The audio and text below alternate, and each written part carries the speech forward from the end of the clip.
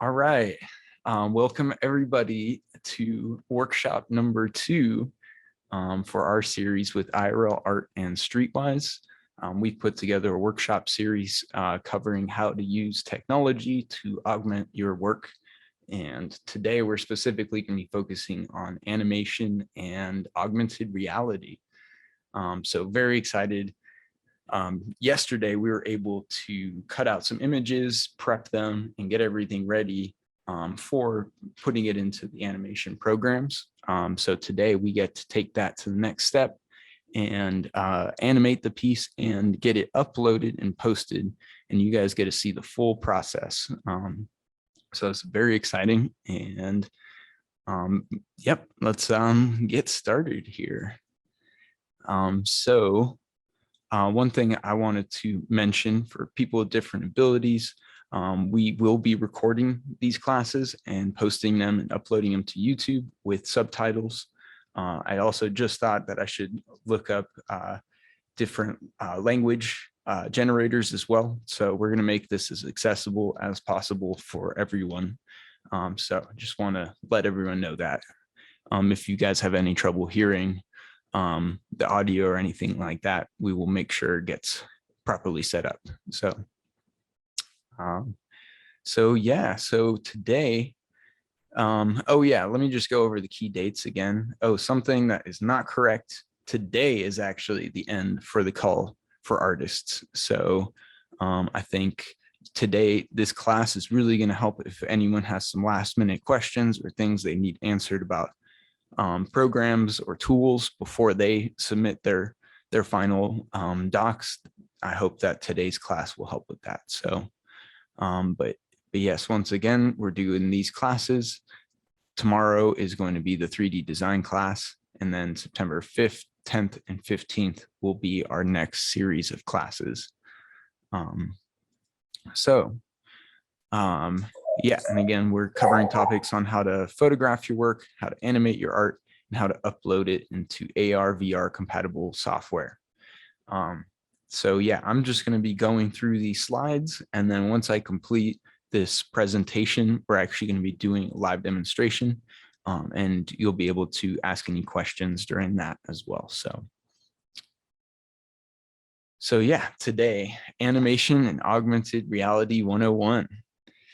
We're going to be talking about, with animation, covering 2D animation and video file types of how to build out layers and add effects and utilize some simple software for how to do that, both on desktop and mobile devices. I know not everyone has access to a computer, and some of this video software does require a decent graphics card or components to make sure that it runs smoothly.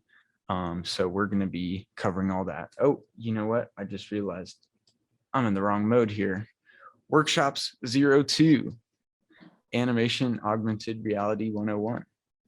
So yeah, so in the animation, we're going to be covering all that, as well as an Adobe After Effects demonstration. I've been using After Effects primarily. It's been a pretty well-rounded program, so I'll be showing you guys some of that. A lot of programs are pretty similar. They all have their unique things, but some of the basic components that I'll show you guys in After Effects will be relatable to a lot of the other software as well. So I think it'll be a great demonstration for everyone. And once we complete that, we're going to be doing a breakdown on augmented reality, a list of different programs and their different features. And specifically for Streetwise, we're going to be using Artivive, which is an augmented reality program mainly for artists. So I'm really excited to do that breakdown and demonstration as well. So continuing on here. So yeah, let's just jump right in about video editing software here. For video editing software, like what I just said, After Effects is what I primarily use, but there are many different options. And this list is not complete. It's just a few of them. And something I was mentioning yesterday was that I'm only trying to share the tools that I have personal experience with. I don't really want to share stuff that I don't know anything about. But if you guys have any information or programs you think I should be adding to these lists, please let me know. This is all going to be on a Google Doc sheet that we're going to be posting at the end of this, where all of this information is going to be available from the slides with links and everything out to all the apps. So be on the lookout for that. And if you guys have anything else to add, I'd be happy to put it in there. So yeah, so After Effects is a great one. Premiere Pro is very similar. I feel like Premiere Pro is a little bit more set up for editing like videos, like high production videos, rather than adding effects. That's what After Effects seems to be better for, is treating your program rather than doing nice transitions and stuff, more for movie editing, which is what Premiere Pro is mainly used for. They're also both, I would say, industry standard programs. So a lot of companies like Netflix and other corporations use these programs for a lot of their editing. So it's top of the line software, and there's a lot of information available about them on YouTube. Like pretty much anything you want to Google, there's going to be a great YouTube tutorial out there. And that's how I've been learning, is just one, like, how do I do this specific thing? How do I do this? And there's always resources out there. That's something else that's going to be in the resource doc, is a bunch of tutorials in my personal playlists of tutorials that I've collected. So I'll be listing all of that.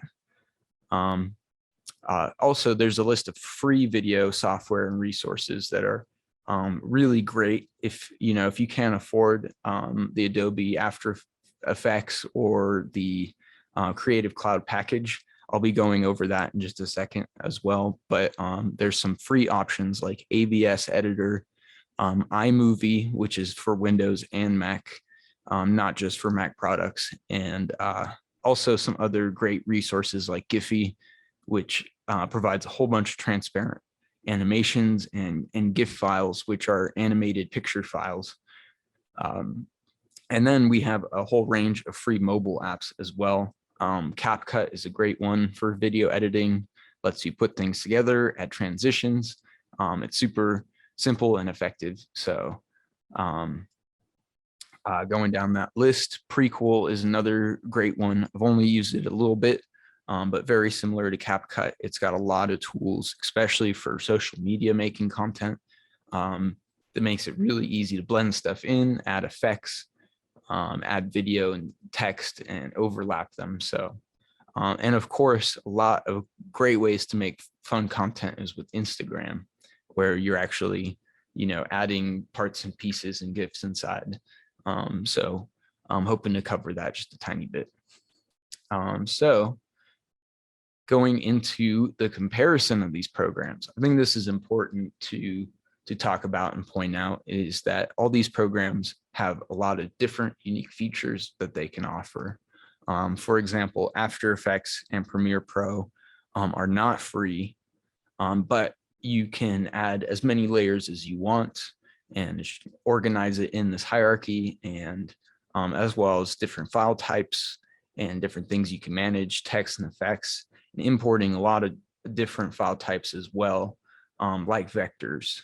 And this goes the same for Premiere Pro. I personally, like a lot of people I know, use Premiere Pro, and a lot of professional video editors and creators that I know use Premiere. But After Effects for me has more artistic tools for cool, wild effects that you can probably get on Premiere Pro too. But it's just a preference of which one works best for you or the people that you work with, so you guys can have compatible files. ABS Editor is free and also has a lot of these options.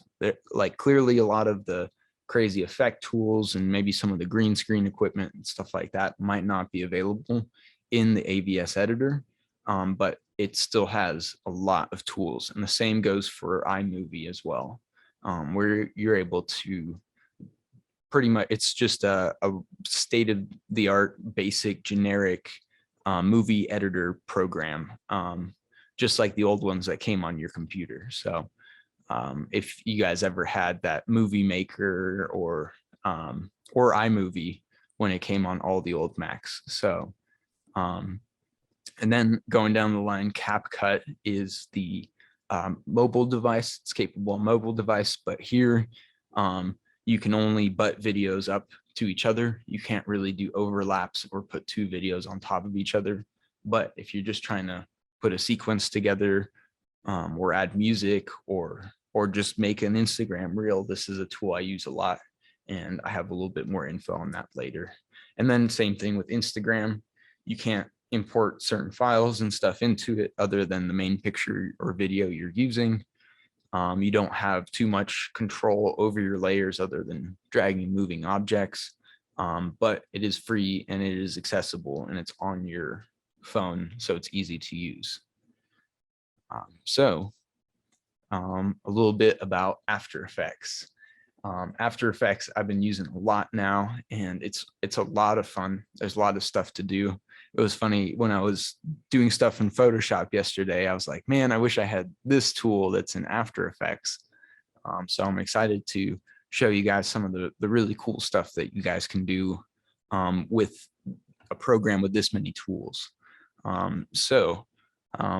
Similar to how we had it laid out last time, talks about file types, about you can import and export different things, whether it's transparent images, whether it's video files, and all sorts of, or MP3s, or all sorts of other kind of video formats, like HEIC, or these different file types that your phone send out. Now that phone content is not just an MP4, sometimes it's a HDR video where it's actually recording 3 different exposures and then compiling it all. So a lot of file types are not compatible, but this program can handle pretty much all of them.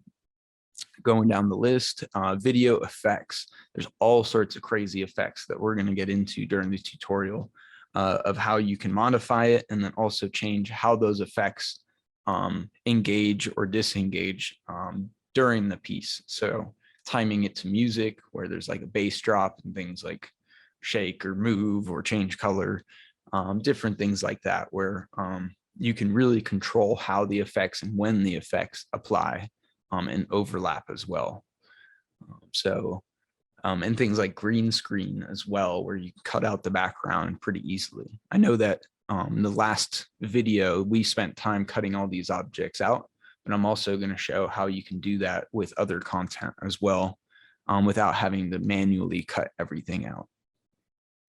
So also here is how you control your asset management, and you can import all sorts of files and file types along with MP3s and other music files. So there's a easy way to collect all of those files. And then down here is your timeline. Pretty much every program looks a little different, but they all have very similar tools here where you're able to organize your videos and when they play along this timeline. And I'll be going over that. And yeah, as I wrote here, Adobe Premiere Pro is similar, but it has more of a focus on the video editing tools rather than the effects and other kind of simulated tools you can use in After Effects. So here's another little snippet on iMovie. This is a great tool, and I've definitely used this a lot over the years. Before I had After Effects, this thing, similar thing where it has a timeline. Now it's compatible for both Mac and PC. And this is a very simple editor with multiple levels. You can add music, add transitions, clip and cut your levels and reorganize them, stretch them out as long as you want, do whatever you need. It's very similar. It has a lot less tools, but it's completely free to download and really easy to use. And yeah, it also has a lot of different effects as well. You can add text, add bubbles, transitions. CapCut is something that I've messed around with a lot. It is a lot of fun on the phone, and also pretty easy to use. One of the cool things that CapCut has is it has these cool 3D effects. They call it 3D zoom or Pro 3D zoom. But this, similar to in this video where it's, oh, it's a little frozen, but these are actually photos, but it's using this kind of weird 3D AI rendered software to put some cool effects on it. So for very simple effects, or if you're not trying to get too deep into this or don't have time to do this, sometimes just plugging your photos into some of these effects are a lot of fun. And I'm hoping that as I put these tutorials and series together, that I'm going to organize a lot more information about different apps. So if anyone has suggestions of cool apps with cool effects that they think I should add on this list, please let me know. I want to put all these resources together and make it available for everyone. So, but yeah, so CapCut, similar thing, has the timeline. You can add transitions, add all sorts of, and then do all sorts of effects. And it's very simple to use, exports as a video file right to your camera roll on the phone. And I believe works for both Android and iOS Mac products. So, and I've been putting the QR code in the corner here. There'll probably be, here we go. Yeah, so QR code for all three of these. Definitely there's definitely more that I can cover that were on the list, like ABS and Prequel. But these are the ones that I've had the most experience with. And if you guys have any questions, I can definitely help you with. So I'll just leave that up for just a second longer. Yeah, and also something that I was mentioning yesterday with the Adobe products. One of the best deals out there is getting the whole Creative Cloud Adobe suite. And here, I'm going to pull it up right now on a tab. Adobe Cloud Suite. So right here is the Adobe Cloud Suite. And if we compare plans, regularly it's $54 a month here. And this comes with all of the apps and packages. That's After Effects, that's Illustrator, that's Premiere Pro.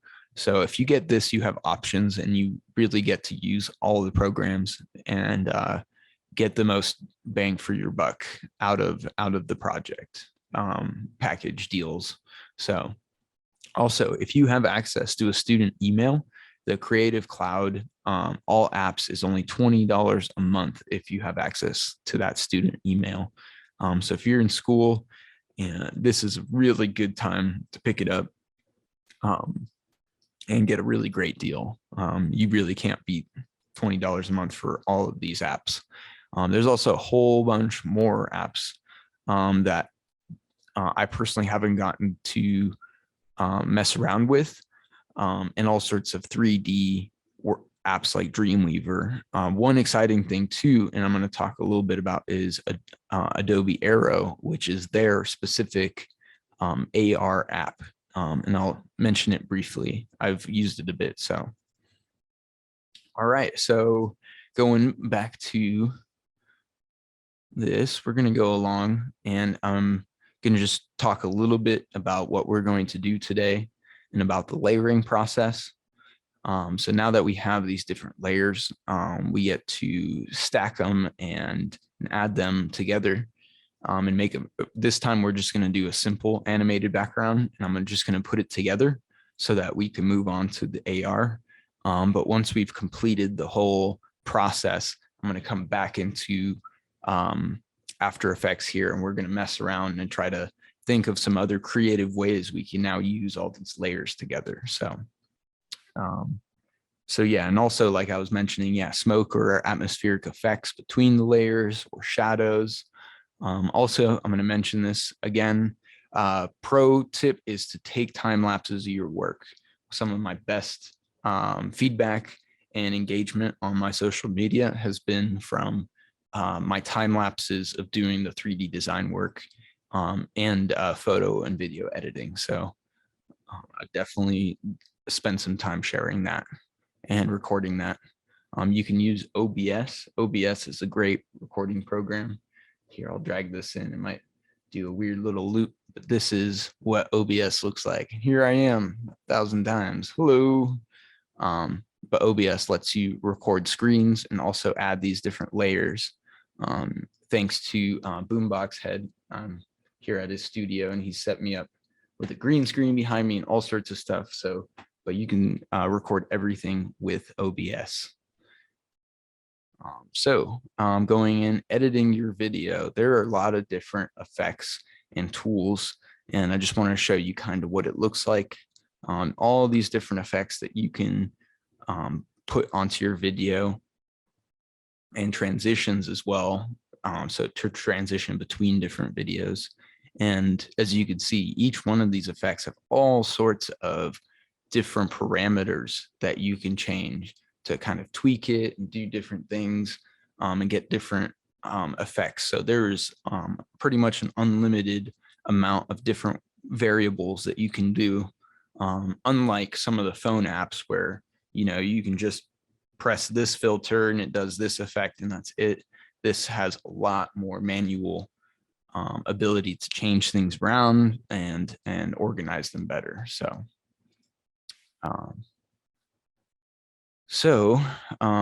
Oh, and yeah, so something else that I really want to talk about, and we're gonna practice a little bit, is how do you get animated content? It's really hard to make everything move yourself.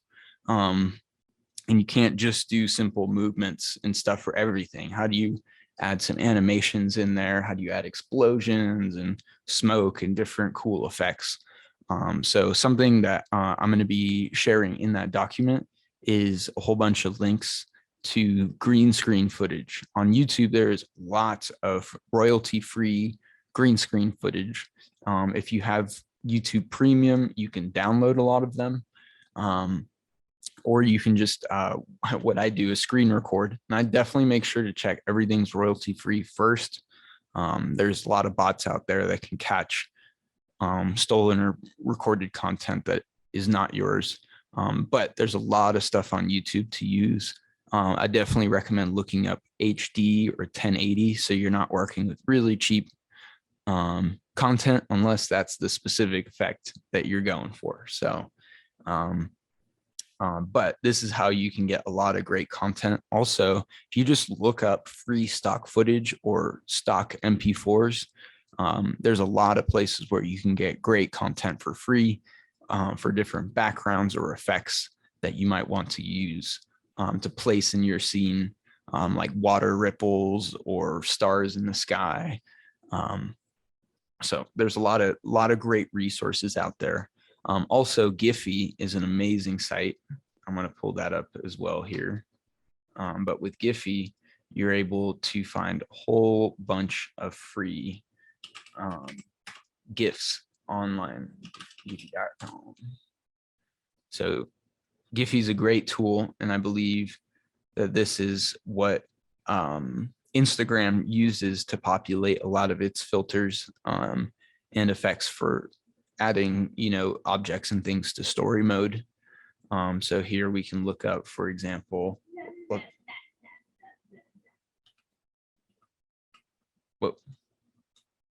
look up smoke.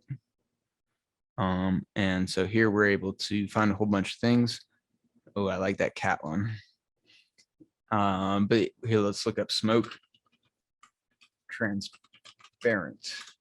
And here, doesn't help if I can't spell. But yeah, here we're able to find all sorts of different smoke effects that have transparent backgrounds. So it makes it a little easier to use. And there's hundreds of thousands of things on the site. So definitely whatever effect you might be looking for, you can probably find something good. So yeah, Giphy is a great resource and I use all the time. So before I go into the augmented reality programs, I think it's time we jump into After Effects and we can pull all those parts and pieces that we created yesterday into this and make an animation. And then once we complete the animation, we'll get into all of the augmented reality tools and different programs and the differences between them, as well as the Artivive demonstration. So by the end of this class, you guys will have seen every step of how to upload and create a AR filter with Artivive. So here I'm going to start and create a new scene.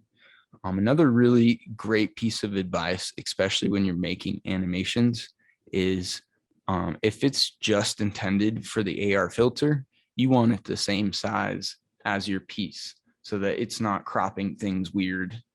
But in a lot of other circumstances, something that I recommend to a lot of artists is to make your content a 16:9 ratio, or 1080 by 1920 is also a great reference to remember. When displaying digital art, a lot of the times it's on a TV screen, and 90% of the time they're in a 16:9 ratio. So it really helps if you start there. I'm going to be cropping this, but it'll be great to just start here. Mine is also in a vertical format, so I want to change that. So in After Effects, I can go here and right click composition settings. This pulls up this window again. I can change how long the video is, the frame rate. Here it says it's only 30 seconds, so that's great. But I want it vertical. So instead I'm going to unlock it so it doesn't change both of them. And I'm going to do 1080 here and then 1920 here. Boom. So now I have it in vertical format, and I'm going to go and import in all my objects and shapes. So here I go import, and then, oh yeah, so I right click in this file organizer, project organizer, and then go to import, and I'm going to go to file. From here, I'm able to go to desktop, IRL art, and find all my objects here. So I'm going to take these objects that we created yesterday and import them in, and we'll start there. I'm also just going to drag all of them in. I've also made them all the same size, so when I drag them on top of each other, they should all be in the same place.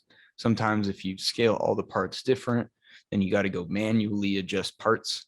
I'd advise when you're making these layers to make sure that you don't crop it down and you keep everything the same size, so all the corners match up, and all you have to do is line up the outer edges of your file.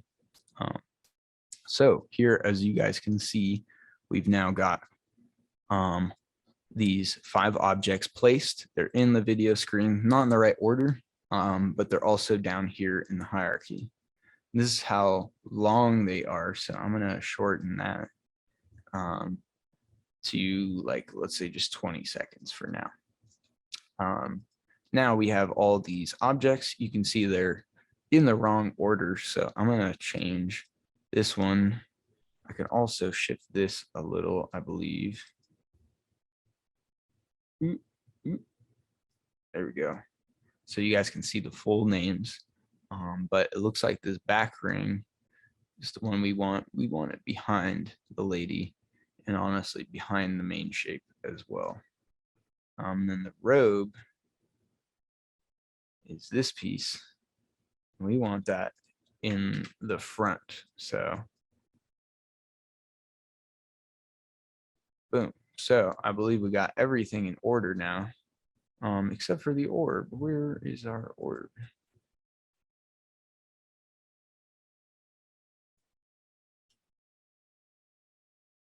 For some reason, the orb is struggling, so we're going to erase it and try to bring it back in. I'll put it on top. Boom. Okay, it is there. So I'm going to stick that in the back. Wonderful. Now we got the whole photo in here.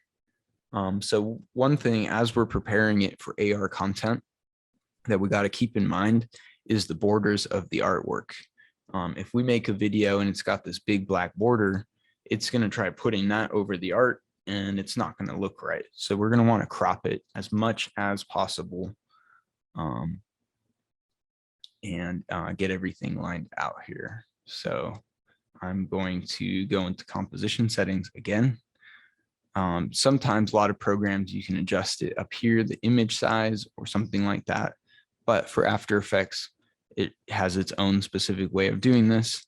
And from here, so before I shrink it anymore, like I don't want to make it too small. I want to preserve as much pixelation as possible. So I'm actually going to select all of them here, and I'm going to make it as large as I can without clipping. Somewhere like right there. And then maybe I'll scoot it over a pixel. Probably make it a little sharper, even more. Too much. Okay. That looks pretty good to me. Oops. All right. So now that I have that, I'm gonna shorten the tops and bottoms until it's the right height. So here it's pretty cool. It responds almost instantly.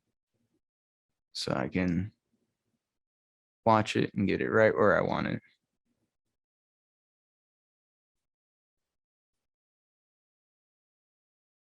That looks pretty good to me. Okay, maybe a tiny bit more. Okay, perfect. So now I've got a very clean crop all the way around so that when it overlaps my art piece in the AR filter, it's as clean as possible. So now we're gonna go on to our next step.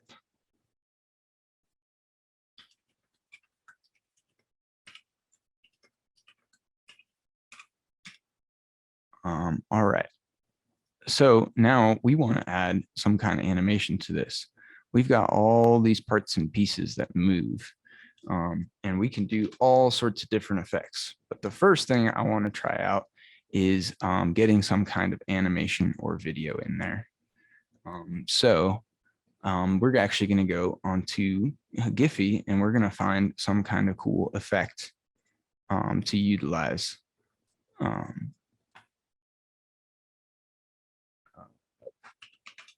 Portal. Let's look up something cool here, and we can find a strange effect to use. Again, sometimes a lot of artists have their work on here, so I'd be very careful to not use something that's clearly somebody's artwork. A lot of these shapes are free to use, and that's why Instagram and stuff use them. But some of them are definitely other people's artwork, and if you're just gonna animate their work directly on top of your stuff, I would just be thoughtful about making sure that it's definitely your work, not somebody else's. So I'm going to try to find a cool effect here. Also, another great thing is if you find something in a certain style, you can scroll down and there'll probably be a lot more options and effects that you can mess around with. So in this case, I'm going to use, I still don't like any of these. Whoa, these all have sound effects. Okay, so we're gonna go back and sky. And we're gonna find a cool sky effect. A lot of the times you get a lot of these transparent slides. Ooh, this would be fun, actually. I'm gonna put that right in the center of my piece. So here we can go. I can actually right click, save image as. I'm gonna save it right to that IRL file. Save. Now we're gonna jump back into After Effects, and I can go and import file, import in that Giphy file right there. So now if I drag this in and place it, you'll see I got the whole file there, and you'll see that it's exactly 4 seconds long. So I press play, it'll now animate. And sometimes it takes a little bit for the program to load it up, but once it has it, it runs pretty smooth. So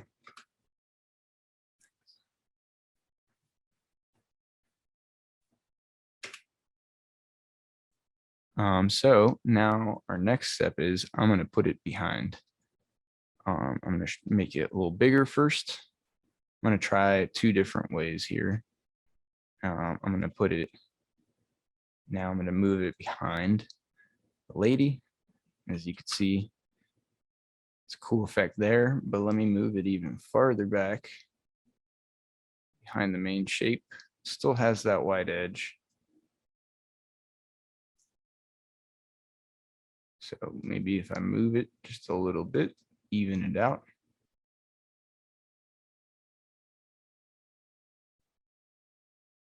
Yeah, I will say After Effects definitely maxes my computer out.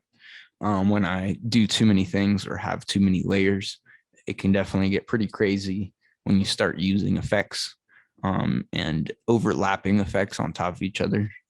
But that looks pretty sweet right there. And we're able to add cool effects like this. As you can see, it cuts out.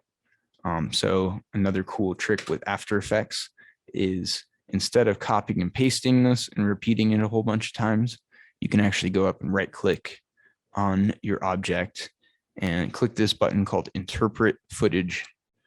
Clearly, it's a lot of steps, but once you start learning these really core important steps of how to edit, modify your files, it gets a lot easier. It took me a couple months to learn, but once I got a little bit more comfortable with some of the ways of interacting with your files, then I got to start exploring some more tools and effects. So here, it shows the assumed frame rate. And then down here, it shows other options. It's the loop. So we're going to loop it, I don't know, 4 times or something. One thing about looping is not everything is a perfect loop. This might be an example of that, where you will see once it reaches that like 4-second part, it's just going to hop back to the previous video. So there's a couple ways of fixing that. You can inverse the videos as well. Sometimes that works, where it plays all the way through and then plays all the way back.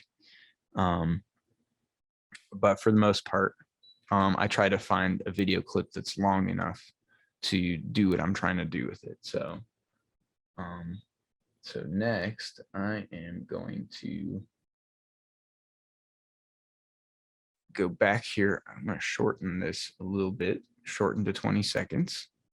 And then now, let's try a different effect here. Let's try like a little smoke effect. So we're going to go and import file. Oh, bear with me, everyone. I'm just going to get this link here downloaded real fast. All right, and then we're going to save this GIF in that same folder. Cool. So I found this one off of Giphy just right before I started the tutorial. But this is a cool smoke effect, and I want to plug that in. So let's go back to our After Effects tab and import. It should have popped up by now. Smoke 3. Perfect. Cool. So I want to import that in, but I kind of want to try it instead of that cool globe. Just do the smoke. So let's see what that looks like on top of everything.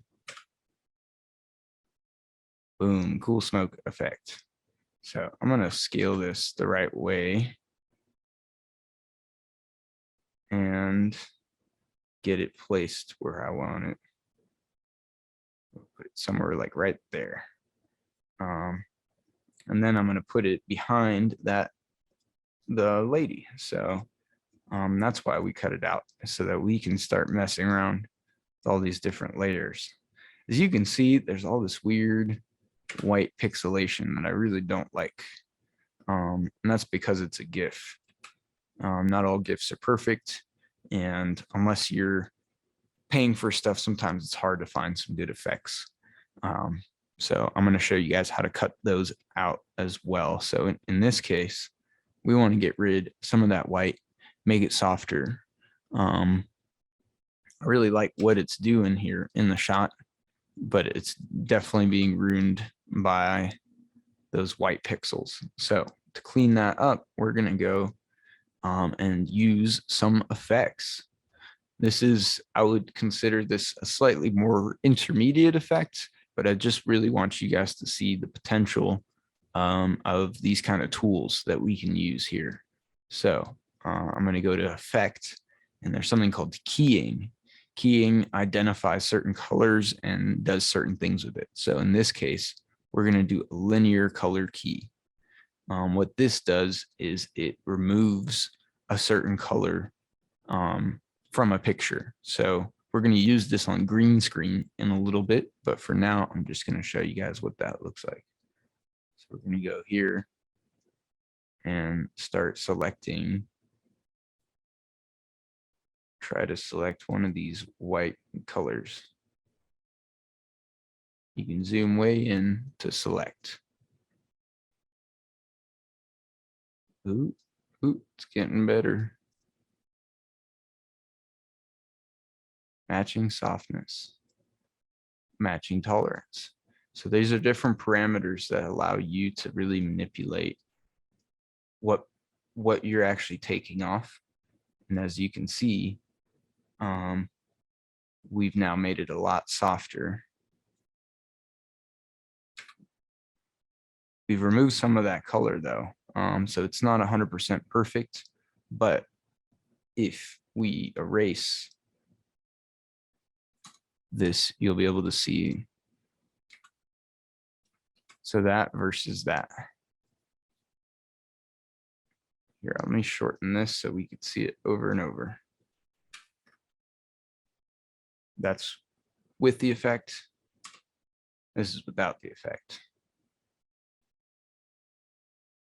So we're able to clean it up and make everything look a lot better here. I'm going to turn this down just a little bit.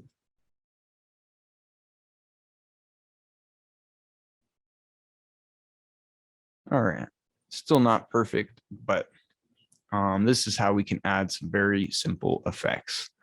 There's also some simple moving effects that we can try out. So here, I'm going to erase this. I'm going to show you guys what that looks like, where we're able to, let's take this back ring, for example. We're going to shift it around a little bit so it looks like there's some kind of 3D layer. The same goes for the lady in the robe. We're going to just shift them just the tiniest bit so we can get a kind of moving 3D effect. So to start that, we're going to do it over a 10-second period here. All right, we hid the GIF. So now I'm going to select this back ring and I'm going to use what's called keyframes. Keyframes is something you'll see in a lot of different programs, whether it's 3D modeling and animation programs, or it's a lot of these video editor programs. Keyframes is something that is used pretty universally. So here we're going to set some different keyframes. Here is the exact time. So we have 1 to 10 seconds. And we're going to start moving things based on the timeline. So in this case, I'm going to use position. So here's all these different parameters that you can adjust, like your point, your position, your scale, your rotation, and your opacity. And you can change these according to this timeline. So here we're going to start the position right at its origin point. It's going to stay there. But now if we go over to 5 seconds right in the middle, and we actually can adjust it here with the coordinates, or we can adjust it by hand as well. So in this case, I'm going to go up and to the left just a little bit. Actually, before I do that, before I do anything, I'm going to this original point that we have selected. I'm going to go and mark the same thing right at the end. This is a preemptive way to make sure that you can create a seamless loop. So now when I go into the middle and I go and move the object a little bit, it creates that keyframe. And then now, if we press space to press play, you'll see it shifts back and forth very slightly. So we're going to do the same thing with the character here in the middle. So we're going to go and do position. And same thing, we're going to make sure that everything is in the same place where it starts and where it ends. And then you can use that little button to set another keyframe. Then if I go here to the middle, I should be able to move this out and in just the slightest bit. Creates that keyframe. And then I'm going to do the same, just a little bit more for the robe here. Same thing, I'm going to open that up, go to transform, where there's all these different objects. And then I'll be able to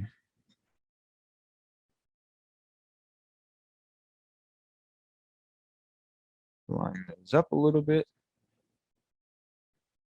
Oops, I should have started at the end. Okay. Position. It's to the middle.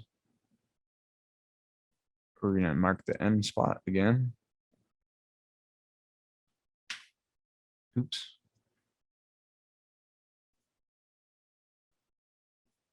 And then go to the 5-second mark and move it to the position that we want.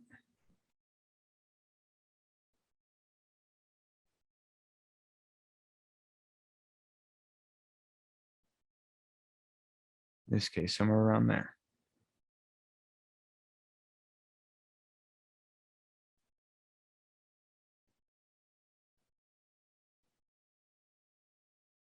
Oops, it's not recording properly.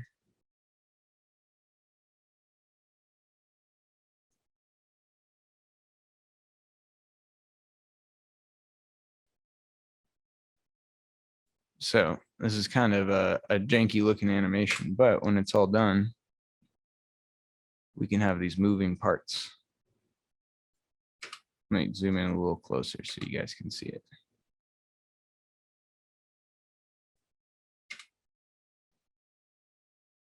Just adding some very slight effects and movement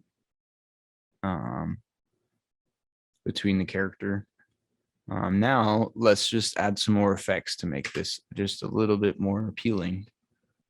So we're going to drag this back up. I'm going to close out of the effects controls here. So I go back to my objects.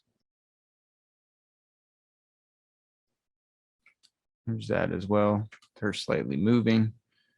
I don't like that too much, but now let's go to effects and presets.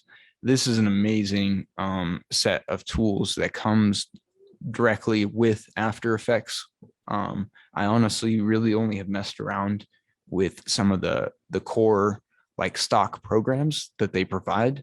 A lot of these presets and different effects are you can find online and find all sorts of stuff as well as like full packs with professional tools, features, fonts, all sorts of different effects.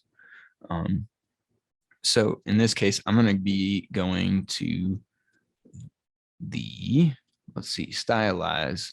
So here I can do all sorts of cool effects to my layers, like add thresholds, add like old fashioned like hex effects and things like that that might be found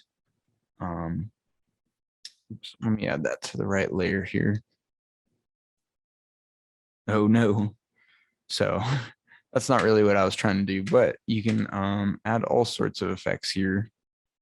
Let me just go back, Control Z, and applies a different kind of effect. So I was trying to do something earlier, simulation. Simulation, there's also all sorts of weird things that you can add, like rainfall here. So there's automatically some really cool effects. Let me actually add this to one of the back layers, and you guys can see what I'm talking about. So we're going to add that to this layer here. Oh, I broke it. I will say that some of the effects in After Effects are, oh yeah, look at that. Well, this is part of the tutorial, I promise. So After Effects booted down on us. It's important not to overload it as well. So we're going to boot her back up. Luckily, we only had a few things. Something that I didn't do that this should be the learning lesson for everyone is to save as you go along. Luckily, it's just a few items that I can drag and drop in. So let's go new project, new composition. We're going to change this to 1920 for 1080. And then this one to 1920.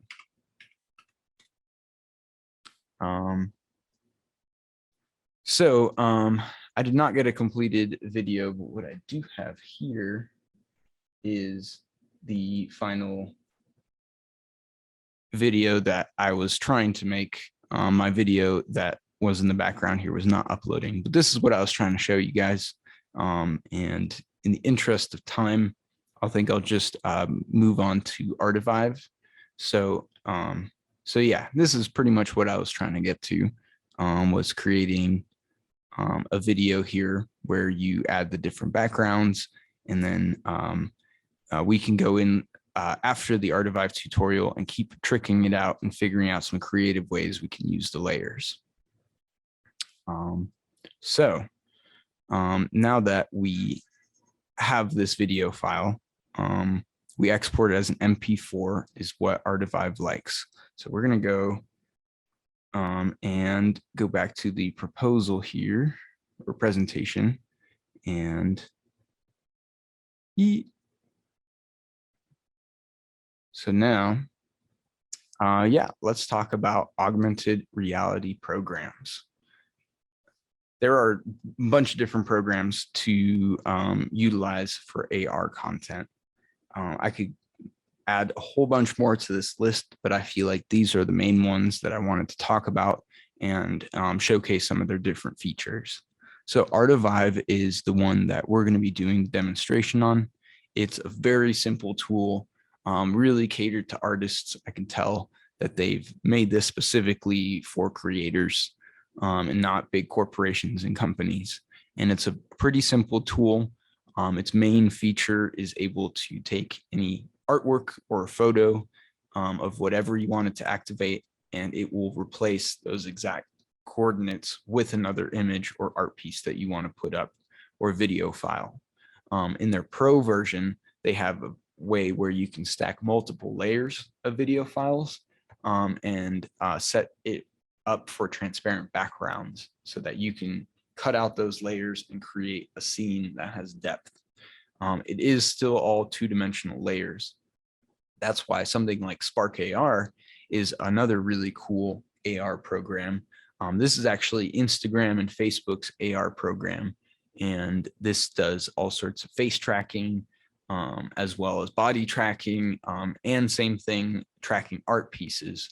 But instead of Artivive, where you can upload a 2D video to hyperimpose over the shot, you can actually upload 3D objects that are spinning in front of the piece, and also program triggers where if you tap it, or if you do a head movement or something like that, it can do a trigger.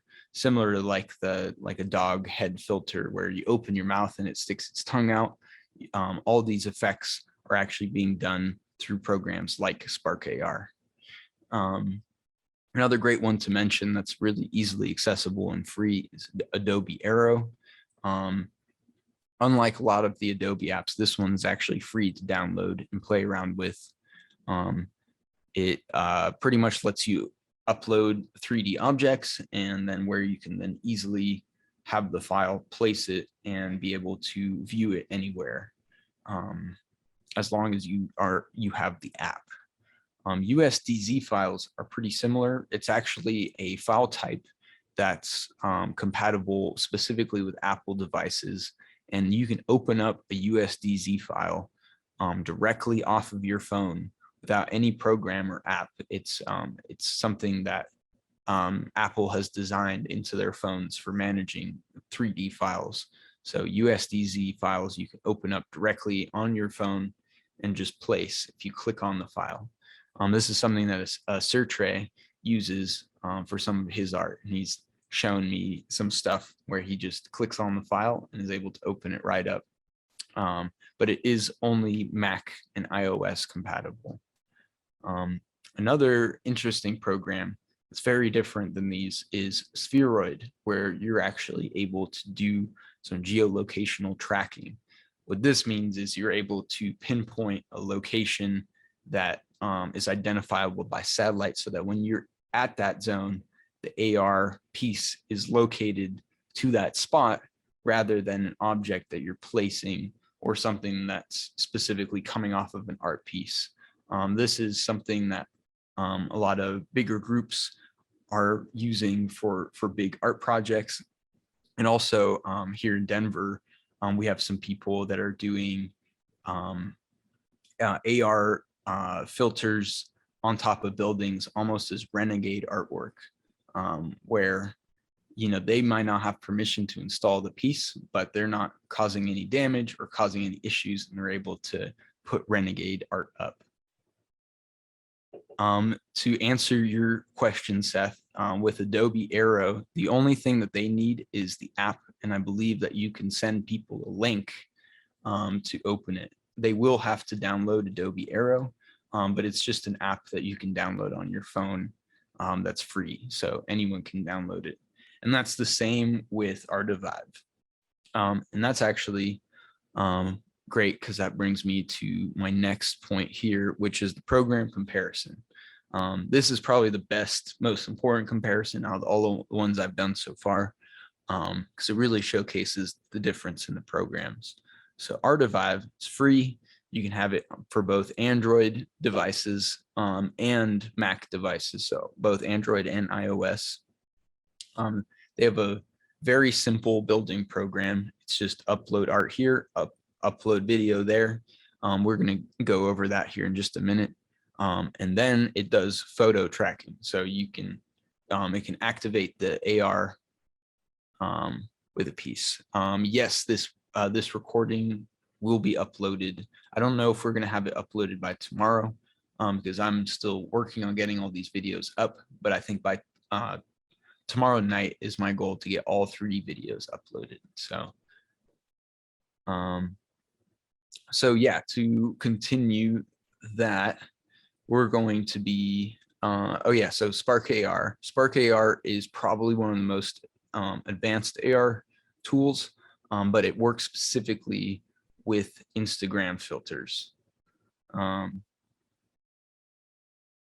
I would say, to answer your question, Remix, which would be better to match when you're creating on Oculus, that would probably be Spark AR or Adobe Arrow, where you can upload 3D objects. If you can export as a USDZ file with Oculus, if you're using something like Gravity Sketch, if you're able to export a USDZ, that is only iPhone compatible, but also a great option for viewing. This is all stuff that I'm going to cover in our conversation tomorrow, which is all going to be about 3D design and building. And I'll be covering importing and exporting 3D models into this software specifically. So yeah, so going down the list, and yeah, Spheroid, Adobe Arrow has also a building program and lets you place and manipulate 3D objects, which something like Artivive cannot. And then Spheroid over here has the geo tracking. One of the coolest things about all this software is, unlike the video editing software, the photo software that's all licensed and costs money, all these programs here are free. So they're completely free to use. And I definitely advise checking multiple ones out and figuring out what works best for you. Like personally, there's still some tools and things that I'd like to see out of AR programs that I haven't seen yet, or not really easily accessible. But these are the ones that I think are best for artists and creatives. And with Streetwise, we're going to be exclusively using Artivive for all of the AR filters, just to keep it straightforward. A little bit more info about these. This is what Artivive looks like. It's super, super easy to use. Here you drag an image in, which is the image that you want to be your base piece. Sometimes, let's say, for example, if you paint a mural, you'd take a picture of that mural, and that's what you would use to activate it. And then you put the video here. So simple tool for creating AR filters of 2D artworks of any size. Yeah, making account is free. You do get one activation that you can use. And then if you pay for a paid subscription, then you are able to upload as many as you want and do multiple. But they make it really easy and available for you to try it your first time. And it literally takes a few minutes to upload. There is an approval process. I think there's someone at some computer sitting there making sure it's not inappropriate content or marketing or copyright infringement for big companies and things.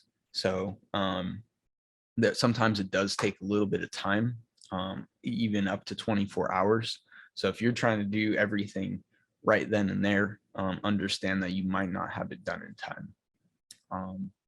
And or you can preemptively take, like if you have a concept image that's close enough to the original thing, then you get everything set up and submit that. And then later you are able to change a file out or upload. I haven't fully tested that, but supposedly you can go back, and if you want to change something, you can submit some changes. So, but yeah, one of the coolest things about Artivive is that there's no QR code needed if you download the app. A lot of other things, you need to scan the QR code to activate the filter. But here, if you have Artivive, the app downloaded on your phone, it will immediately recognize the art piece in its inventory of art, and then automatically activate it. So with Streetwise, the intention is that you can walk through without having to scan anything. Just open up the Artivive app and you'll be able to see all of the pieces without having to click on anything, just live, which makes it very convenient. Something that I personally run into when I'm trying to get people to engage with this is a lot of times even them scanning a QR code is a deterrent for them. They don't want to compromise their security, or it's just too much work to scan the QR code, or the QR code's not scanning because their phone is outdated or their QR code machine doesn't work. So I think, trying to engage and promote your fans and collectors to just download the Artivive app so that all of your content is able to be scanned is a big plus, and it makes it very easy. And people usually would trust the App Store to download something more than a random QR code. So this is one of the few reasons why we chose Artivive, because of how accessible and easy it is to use.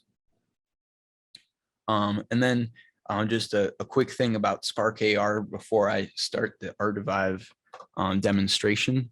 But here is the Spark AR dashboard. And this is a lot of the filters that you see. There's multiple sites where these can be created. And we'll be adding more of those to the resource list. But this is the one for Instagram and Facebook. And this is the software that Meta or Facebook has designed for a lot of the filters that you see today.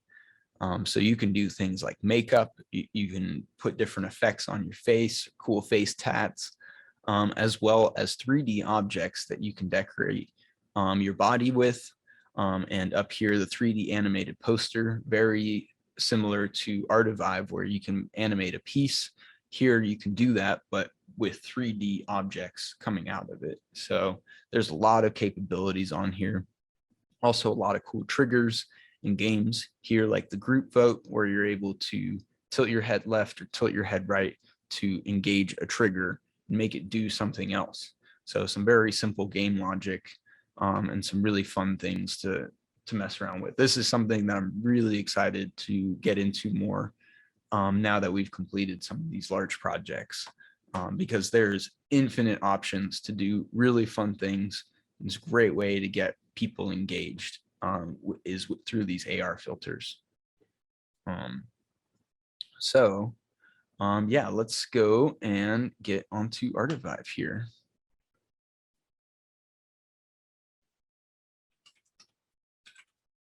So we're going to go to artivive.com.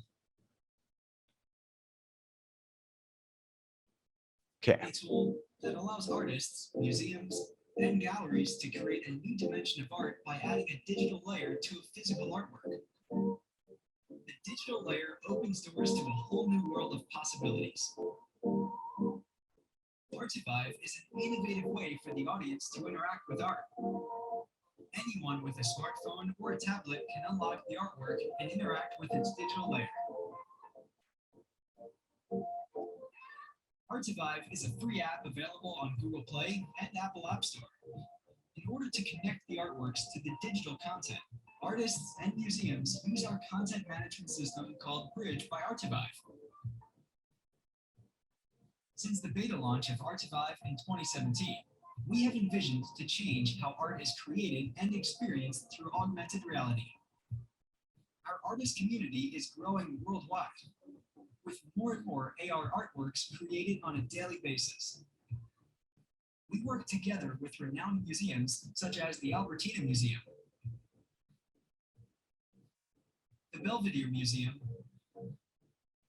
and the Maastricht Museum of Applied Arts, the Shanghai Himalayas Museum, and the Ilmin Museum of Art in Seoul, and with universities like the Massachusetts Institute of Technology and the School of the Arts, Singapore. For more information about Artivive, go to artivive.com. And also make sure to follow us on social media to get the latest news and updates.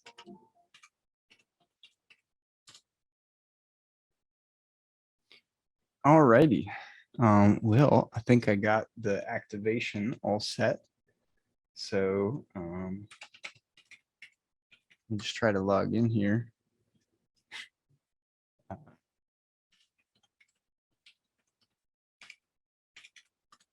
See if it's gonna be my friend here.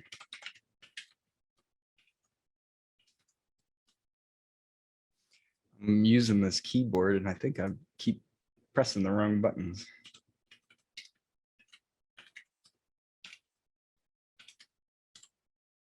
All right, one more try.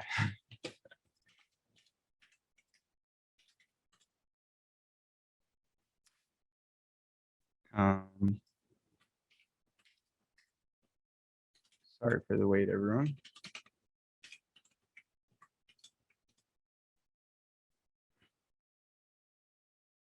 Okay, now let's try this. Bah. Oh. Log me in. Perfect.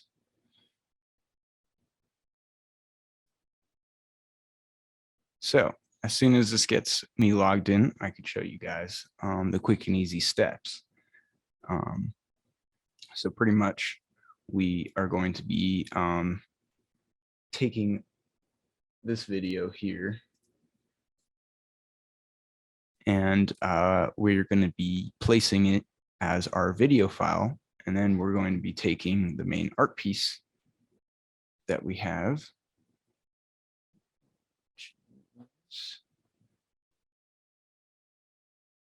Master file.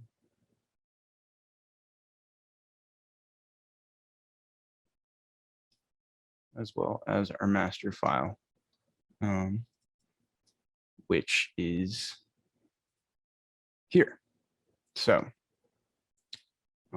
with these two pieces together, we're going to be able to activate our AR filter. So let me get that open.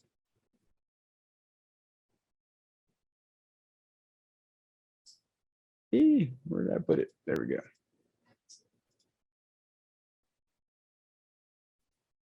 If it loads. Okay, perfect. So it's going to ask me to accept their terms and conditions, privacy policy. I've read all this once before, so I'm not going to do it again. But so here is their dashboard. From here, it's pretty straightforward. We're going to be able to add the artwork here and drop our file in. So here, let me go back to Photoshop. Let me crop this down to as close as possible.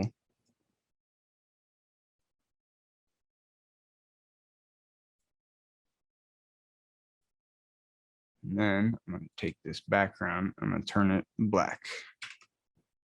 I press Control-I there in Photoshop. So it made it a little easy. And then let's go to export. You can save as, or you can export. There's multiple options of how you want to save it. Come up with different panels that give you different options, but here doesn't matter so much. So we're going to export this, and we're going to call this finished image.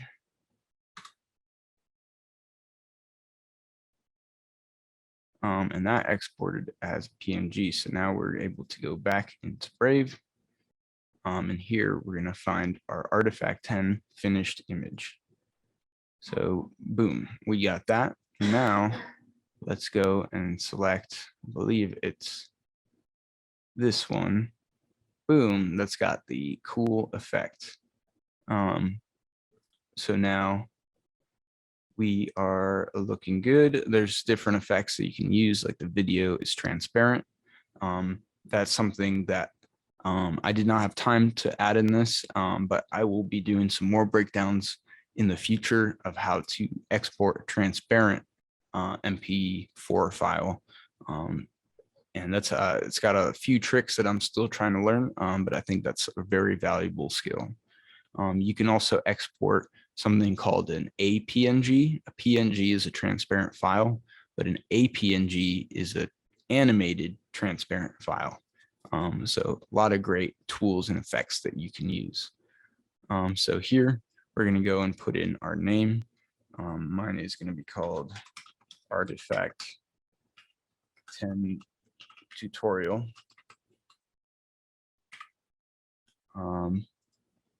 Home. Yep, we're just going to put it in our home, and then artwork info. We're going to put Yul Tech, artwork name, artifact and then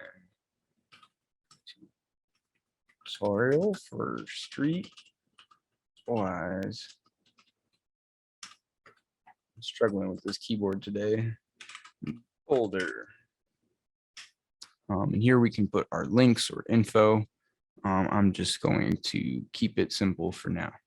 So now that we have all this set up, we can press add. So what it's asking me to do is set up Artivive on my smartphone. Luckily, I've already done that. So I get to just show you guys what that looks like. So Artivive is right. Where'd it go? There it is. So Artivive is booting up here. We're able to see it opens up a camera. And right away, you're going to be able to scan your work and play it. So trying to think of a good way that I can show you guys a test here. So I'm going to do a little remodeling in this corner. Pull up this art piece here.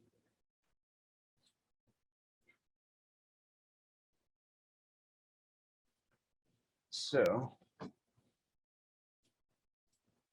I turn this, that's a little precarious. Let me show you guys a slightly different way here. I'm going to pull it up on my computer. And then from there,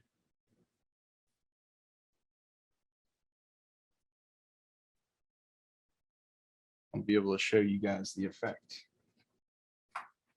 So I have preemptively, also something I can do is right here. I'm going to go put this here.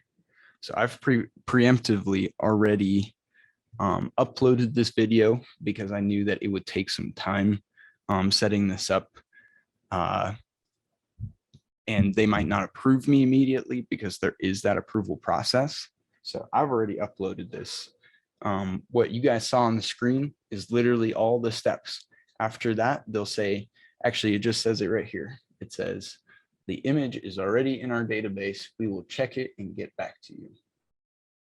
So I had a big sticker of this that I was going to use, but I forgot it. So we're just going to use my computer. But now, so we're going to set the camera up, and I'm going to set it up in a way where you guys will be able to see what's all going down here. So I'm going to take this image. Get out of the reflection here. And you guys can see now. No. Tech Inception. Yes. So actually what I can have everyone do is if everyone actually downloaded the Artivive app here, I'm gonna pull up the QR code for it. But if you guys download the Artivive app, I'll be able to pull this image up and you guys will be able to activate it yourselves without any QR code or anything. So yeah, so if anyone wanted to try that, let me pull up this image full screen. Let me zoom in.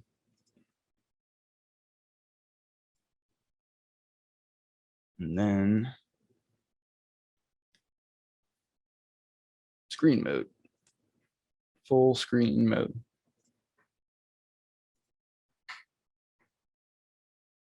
So yeah, if you guys use the filter on this, you guys should be able to see that it automatically activates. I'm going to try it myself just to make sure it works.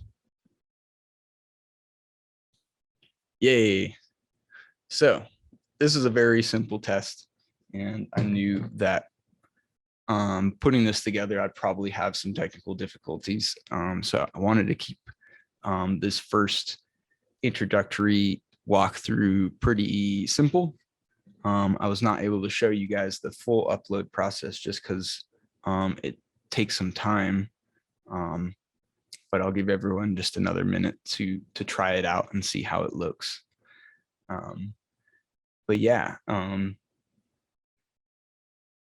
yeah. So what Annie's saying, it works very quickly on the app. Again, it just saves it in the inventory of art and images and is able to identify that it's one of its animated images. So it's very simple to use, really easy. All you got to get people to do is download the Artivive app.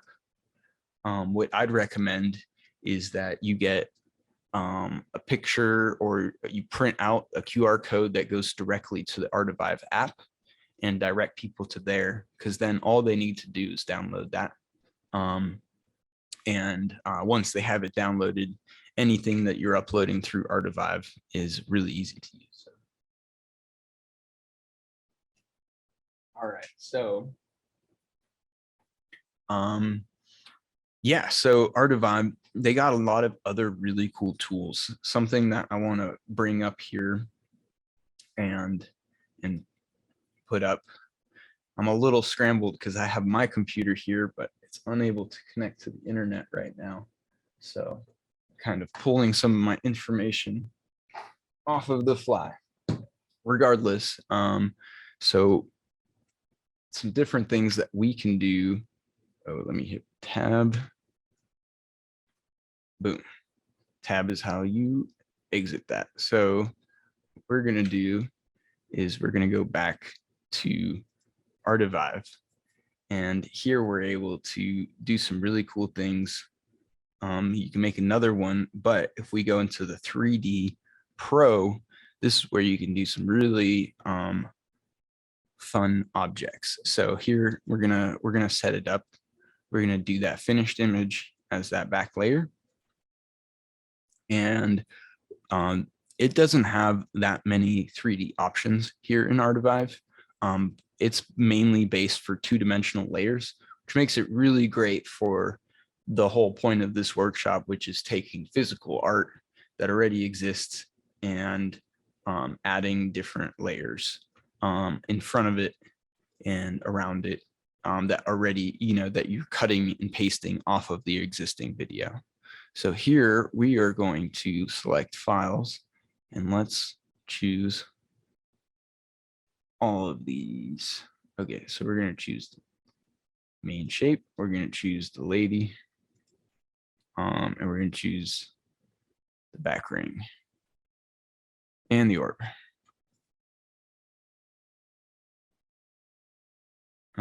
Images, frames per second, sure.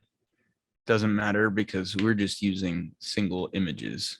If we were using MP4s or other video files, we would have some different effects. So I have a feeling they're somewhere in there. This is honestly the second time I've looked at this, so we're going to be exploring this together. Position. Oh, here we're going to be able to. The FPS is too big, and the resulting video will be shorter than 1 second. Okay, so maybe let's try that again. Let's add an image here. Here we go. We're going to add the orb. Boom. Okay, so now it's giving us some basic editing tools. We're going to set this as far back as possible. Then we're going to add an image. We're going to select the back ring layer. And I'm going to scoot this a little farther out. And so yesterday, I believe it was Remix who was asking about why we're extending that little bit. This is where it could really come in handy when we're going to start bringing these layers off of each other and doing some other cool effects.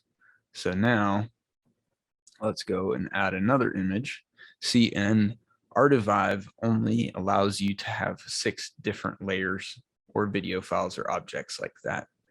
So I'd be, thoughtful about how many you're putting in and how you want and how many layers you're actually going to be using in your videos or animation.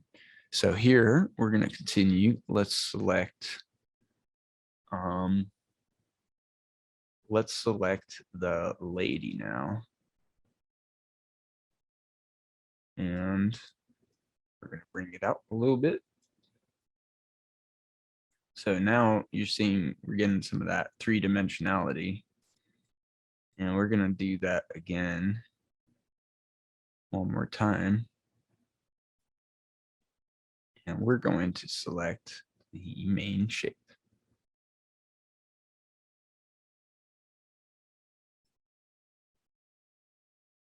So now we got this really cool 3D shape or 3D effect on our art piece.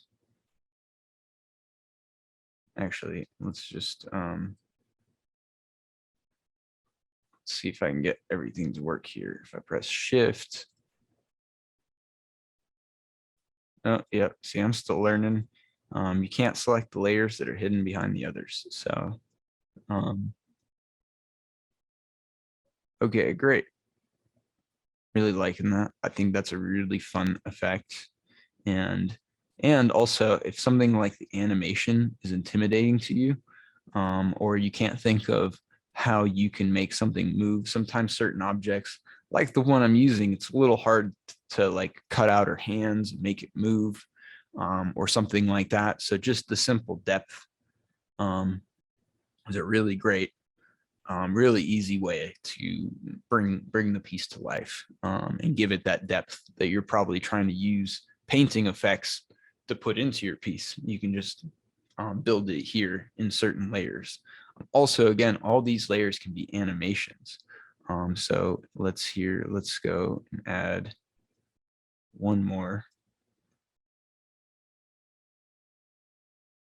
Let's add, oh yeah, so it's not going to let me add the GIF files unless it's right here. Nope. So now that we have this, we're going to be able to go and save. Created. This is really cool. This is the first time I've used this. Now I wish I cut out some more layers and did some more things. But for now, oh, what am I doing?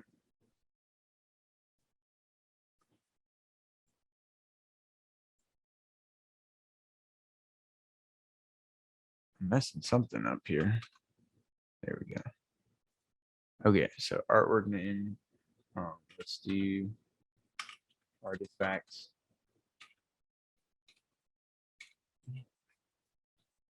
Keyboard is not my friend today. Artifact 10. Tutorial 3D. Home, basic, pro, save.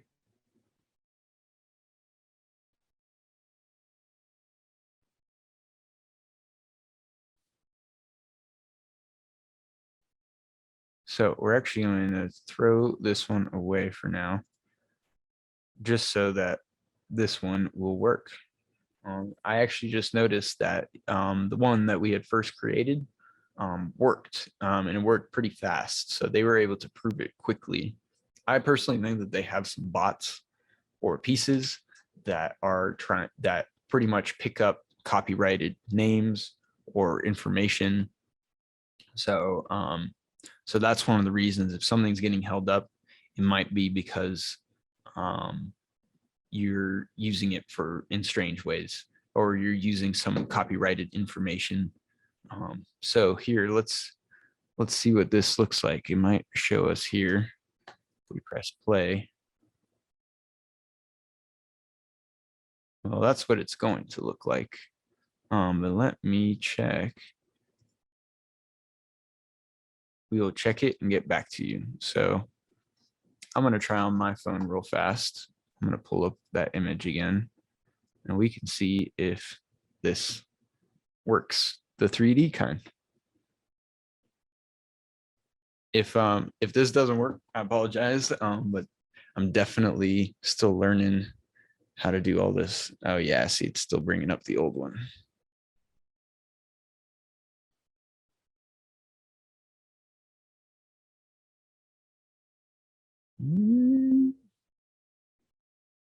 Yeah, still pulling up the old one. So maybe we can actually try to whip up a brand new one from scratch real fast. How about that? Okay. What's our timing? It's 6:07. Well, cool. Well, I'm gonna just pick another one of my art pieces. We're gonna go and start with the Photoshop. We're gonna cut it out. We're gonna prep it. We're gonna add some cool effects. We're gonna do all that in the next like 20 minutes and just do a cool second little speed run with a new piece, new idea, seeing how fast it uploads to Artivive. I think we could do something fun here. So let me go, and we're gonna go to Brave. And we're gonna go to my Instagram.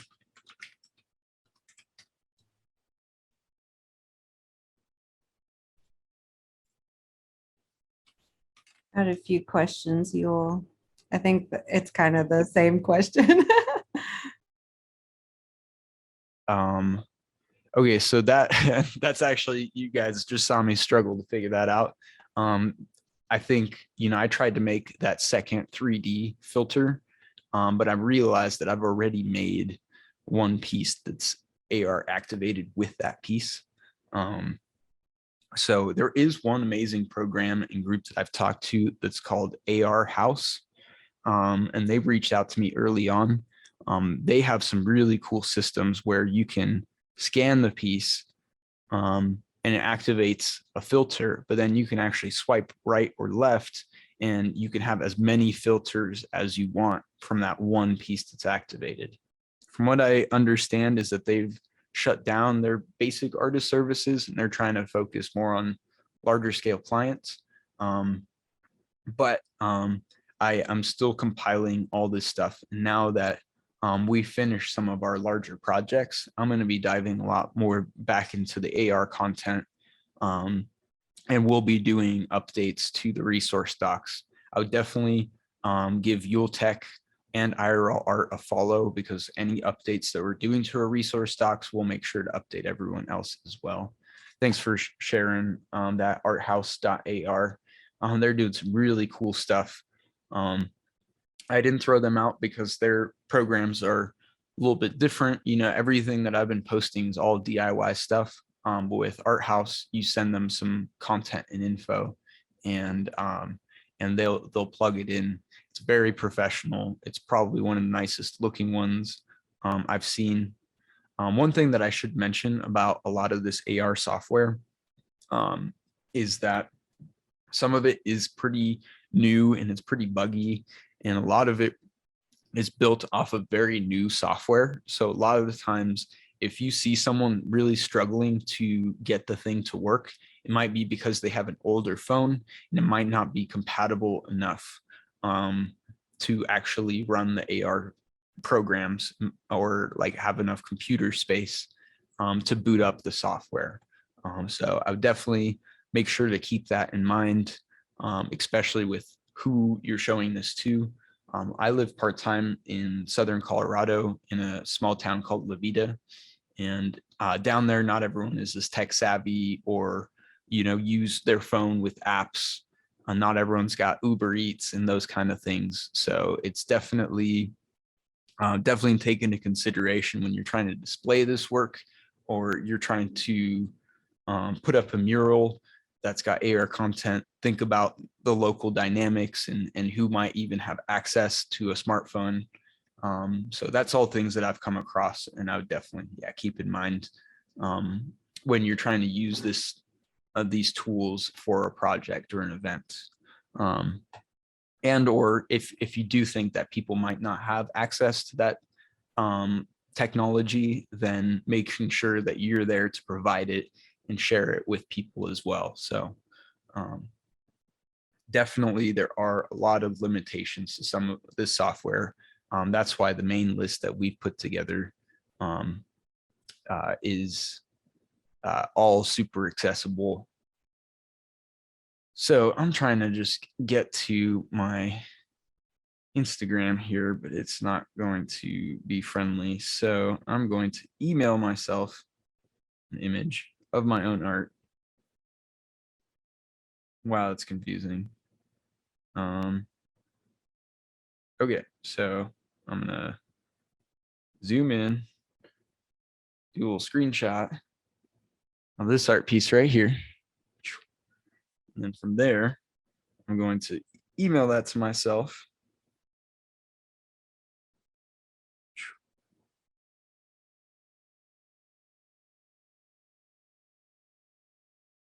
Attach photos.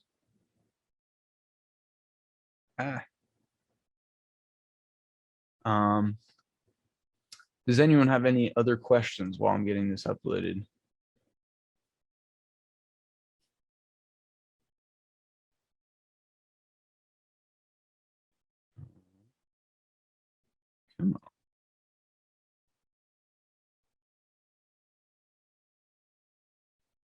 I'm having a technical difficulty kind of day.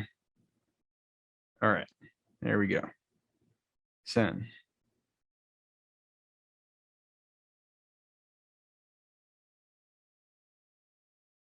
Sweet. So now I'll be able to pull this up in my invoice inbox here.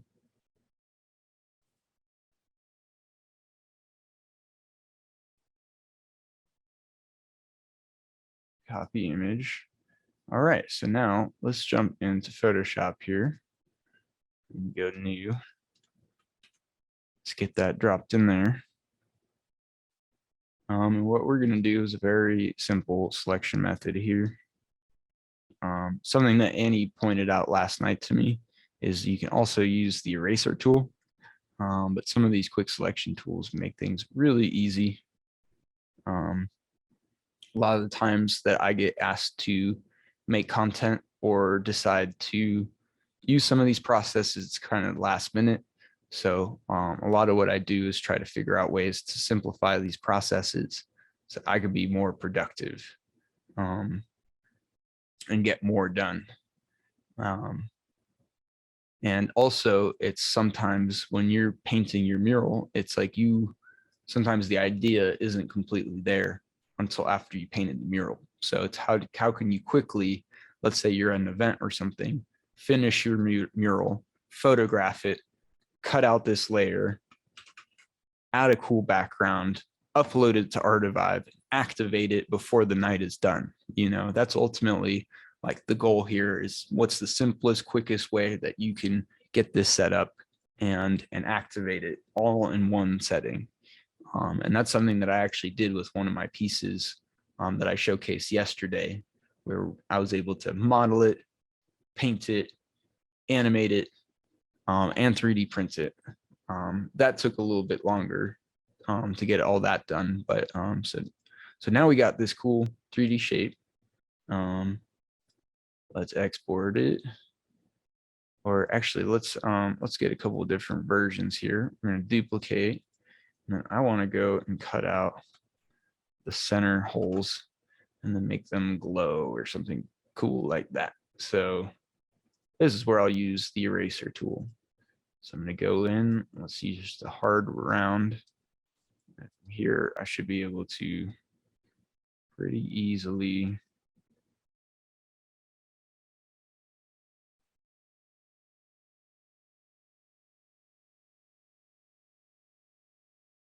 cut out this hole. Let's do the same over here. I'll make sure I'm not. So yeah, Remix, this is a really great question of how do you deal with it being a really huge mural? This depends. Similar to what I was saying yesterday, where you might have for the file type, JPEG or PNG is great. If you're just uploading images, if you're uploading a video file, MP4 is what they request, and I think is the easiest to work with. Sometimes they accept some other phone formats, but I'd say MP4 or JPEG or PNG. You know, PNG is the transparent image.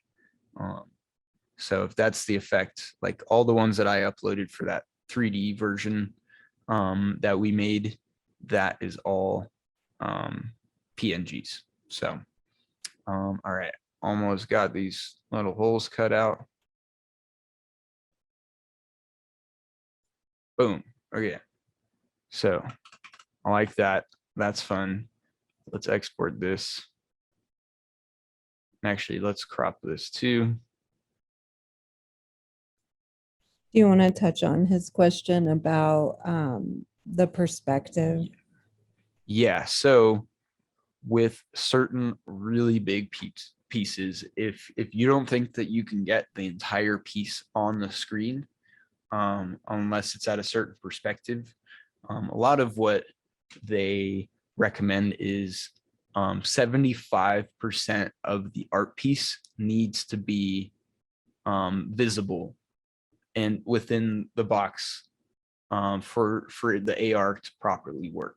So even if it's at an angle, you should be able to, like if I pull up this other image here, let me just do a little 2-screen action. So if I'm able to actually pull up this image here and you scan that, you can, if you hold it at a pretty steep angle, you'll be able to see that it picks it up pretty well. So it really depends if you're able to photograph it. If it is just like way too big and it's just kind of an awkward angle. Also, if you're only trying to scan half the wall or like point at it straight on, but there's still a whole bunch more mural, it will probably disengage. You know, it needs to see, not only does 75% of that canvas need to be filled, but you need to be able to see at least 75% of the image as well for it to probably link up. So what my recommendations would be is I would almost make like 2 or 3 filters. Like if you got a really long stretch, say like 20 foot by 80 foot or 100 foot or something like that, I would take certain sections of it and animate those just to keep things very simple, rather than trying to animate the whole wall. That way people can go straight on. With Artivive, it's cool too, because they don't have to scan something else if they go between the walls or between the sections. You can just scan one and then it's like just move over and it just detects another art piece and go farther down the line.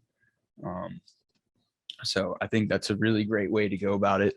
Really, really great question. That's a very good one. But that's how I would go about it. First and foremost is that way people can get up close to it too. You know, that's the other problem is if you're trying to add a lot of details, but you've got to get this huge canvas in the shot, then there's no way they're going to be able to zoom in. Yes, let's definitely animate Remix's mural. Somebody sends me an image, we can mess with it right now. Thank you, Suede. Thanks for popping in and checking it out. Sweet, thanks, Leah. While she's gonna send me some of that, let's just get this plugged into After Effects. So save as, I forgot which artifact this was, 21, I think.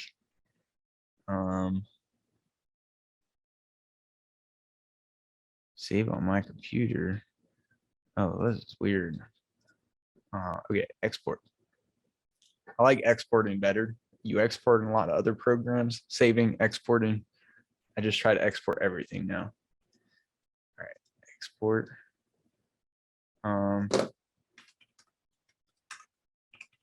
Artifact 21.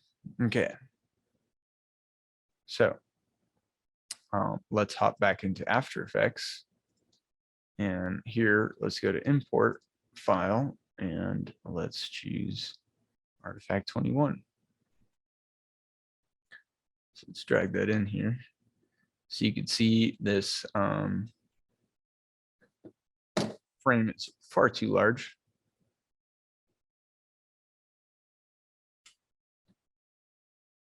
Oh, awesome. Okay. Leia just got me the email. So let me just check here.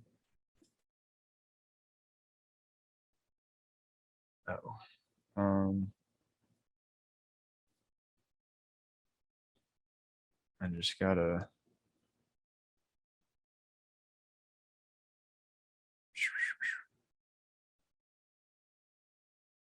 oh boxes. Yeah, let's remix your piece. Remix. Man, this piece is awesome. Beautiful work. Wow. Okay. And then let me just email this to myself.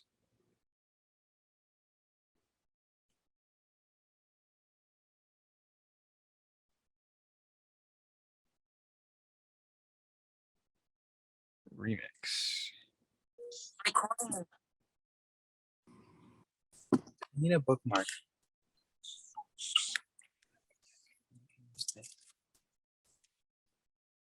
add this photo and send. Yeah, so I know we're getting pretty close to our time, but if everyone just wants to hang out, we're gonna chop and screw and remix his piece. So I think this will be a really fun little project here. I'm gonna go to invoice, see if this got sent. All right, sweet, got it. All right, so downloading now. Remix. So I'm gonna go into Photoshop and let's open up Remix's piece.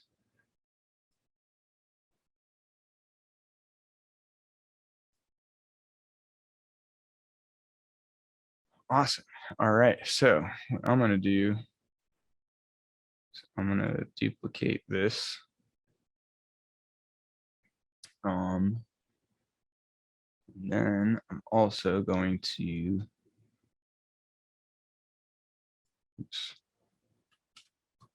make it a new image. Oops.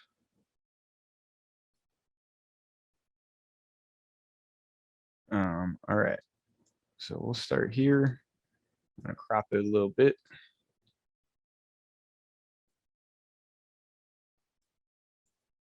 You know, I don't want the walls and the grass and stuff to show while I'm cutting it up, but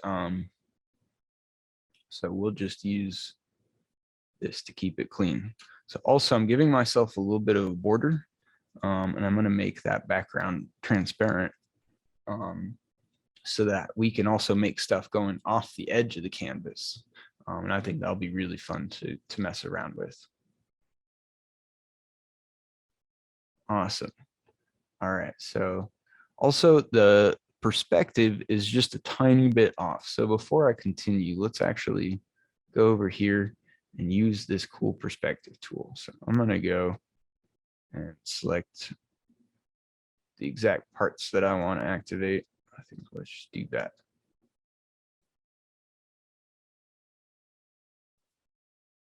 And see, it's just a little skewed. So once we do that, it'll straighten it out really well. And even if it's not 100% perfect in terms of scaling, we can do those adjustments after. So now let's give ourselves a little extra space here. And let's go and select some other parts. Wow, Remix, that's awesome. Thanks for sharing. Okay, so let's go in here. Wow, beautiful handwork.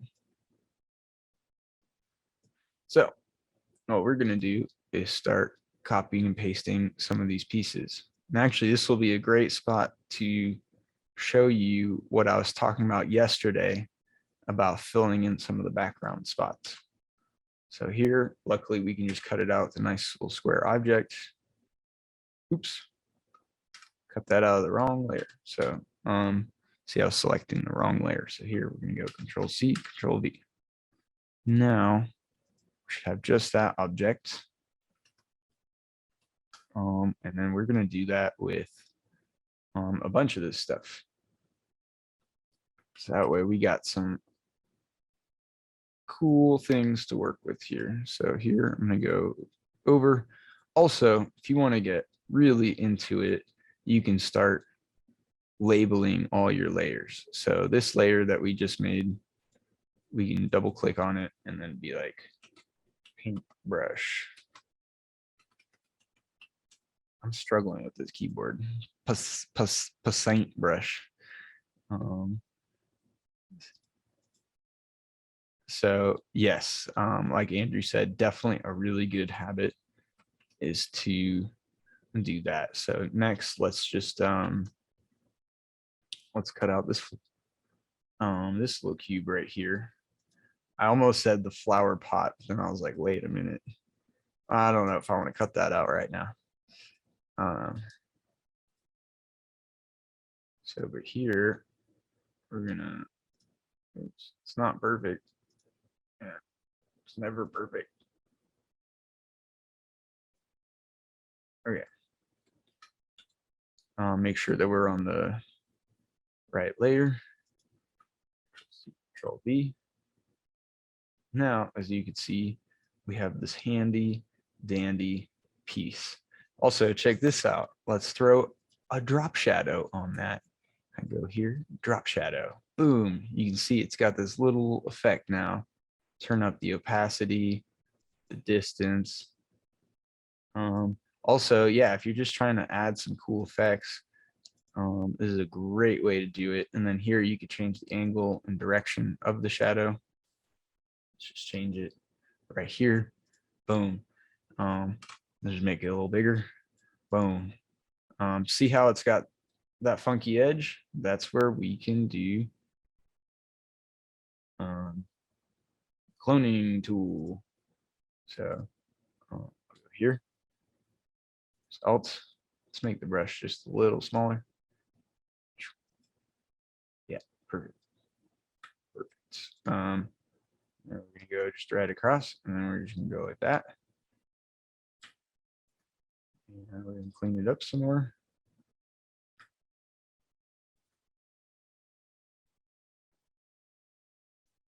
Boom.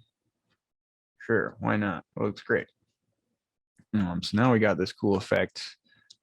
Let's just add the effects onto our paint brush. Drop shadow. Also, drop shadows everywhere. Screw it, this one's just coming off the wall.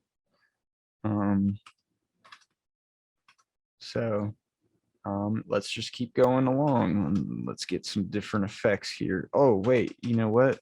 Let's just do the whole thing first. Let's do the whole background. So, yeah, a couple things too. I want to preserve the background. Sometimes if you use certain effects and things, it'll completely take away the background and make it look a little weird. But in this case, we're gonna cut out all that light blue in the back and prep it so that we could do something cool there. So I'm just gonna go around there. Plus, it's not perfect, but I will fix it. Got that. All right, let me go to the minus tool and I can go and clean up those spots I don't want it to take away. Like this really cool line right here. Like the 308, keep that. That's a nice little. And then we're gonna deal with signature in just a minute.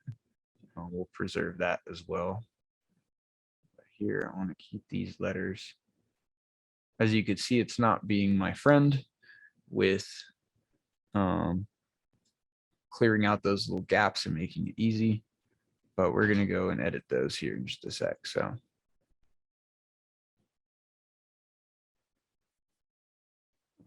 All right. So now we've selected all those gray parts. I'm going to go over here, duplicate my layer. And now I'm going to delete. So boom, I was able to remove that. See how there's some little clipping? Let's go and clean that up. Just delete that.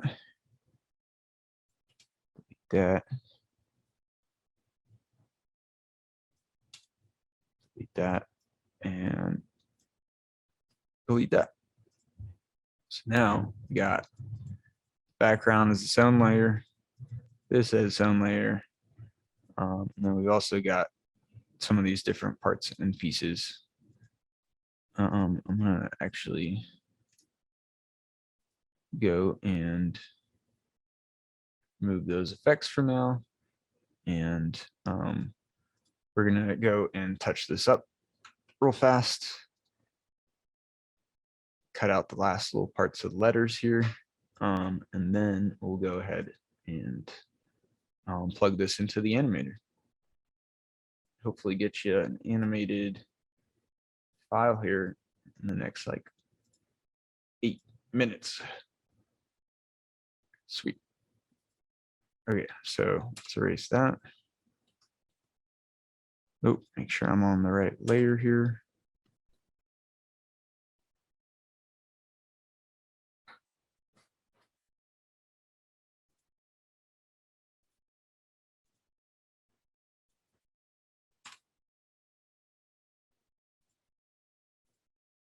Okay.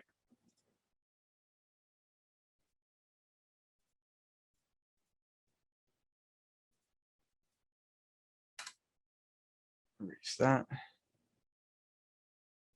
few more.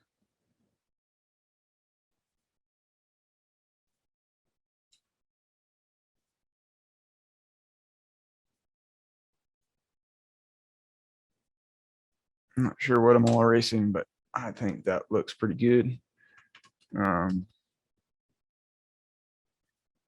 So let's actually crop this down to the size of the piece.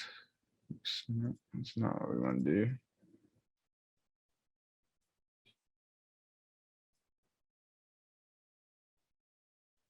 Also,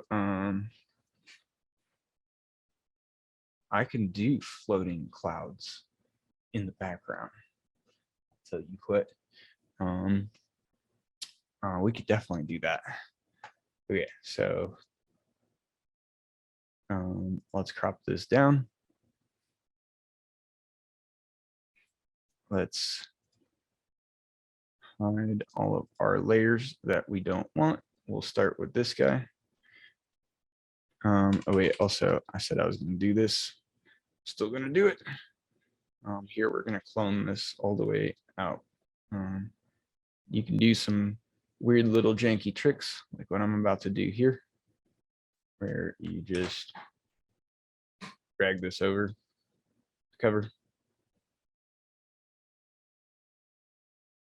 Screw it all the way. And then we're going to go in with the clone tool.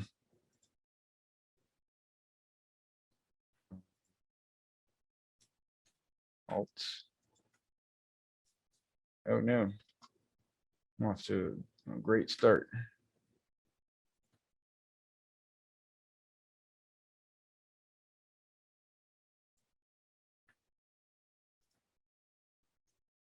Ah.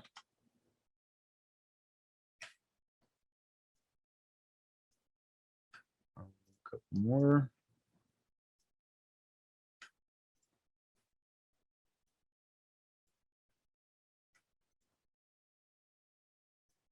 And here we're going to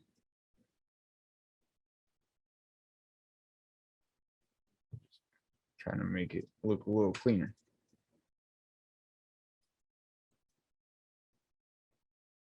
And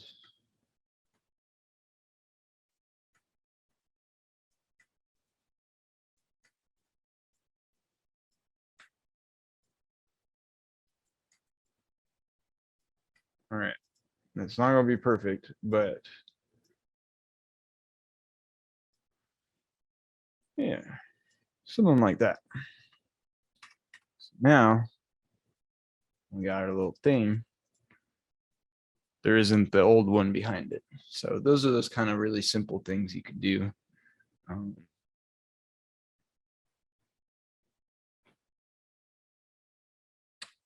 Yes, what Annie's saying, I have been a traditional painter, muralist, and traditional artist, and have been for a long time.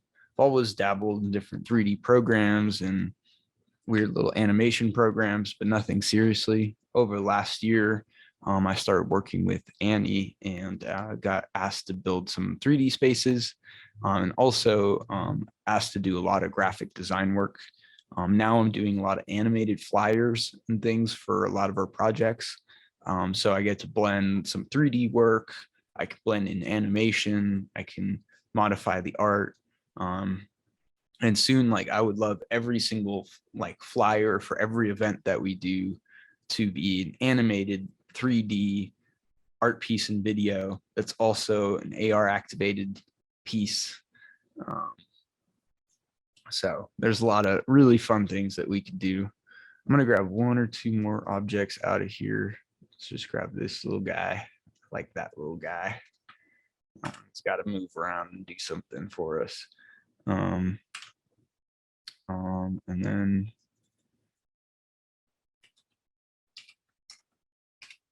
object 3, I'll do object 2. Okay, so I've hidden all of these. Now we can go and export this. Export as. Great, we're gonna export. We're gonna go here. We're gonna do base 1.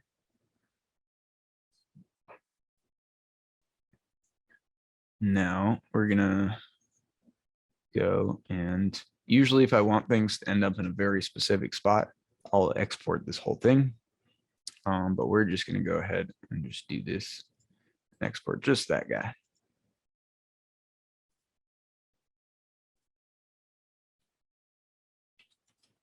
Object 3. Try to be consistent about how I'm labeling things. Go back. Sometimes if you crop things and accidentally save or don't save, it can really mess some things up. So be careful with how you're modifying your files. I'm being a little risky right now, so I should save as on my computer. What the heck? Okay. Yep, I'm going to save it here. And then yesterday I was talking about how TIFFs are the best file format, the largest file format, but one of the best. So I definitely advise saving as TIFFs. Remix. Yeah.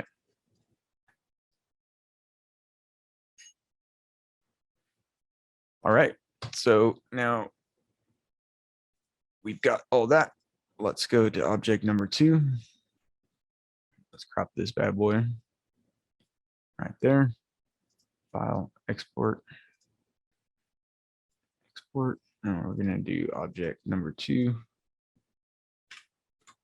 And then let's go to our third one.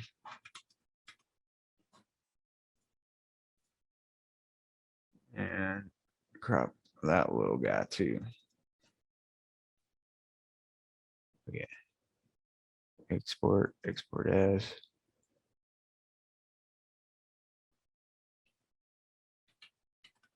Paintbrush. Okay.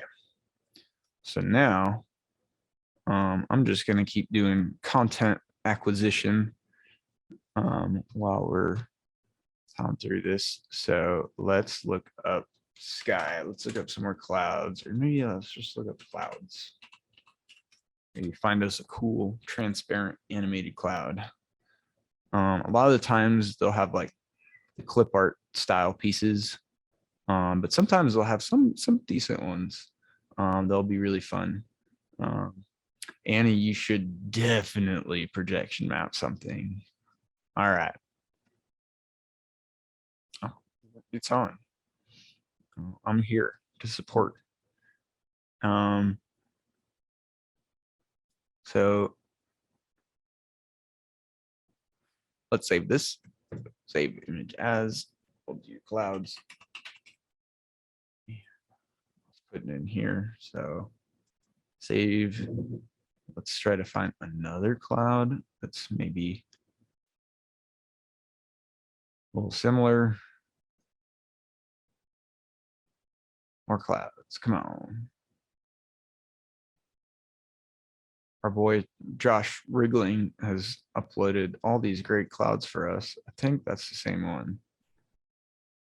Maybe that guy. Maybe I'll just throw this guy in. Damn it, those are the same ones.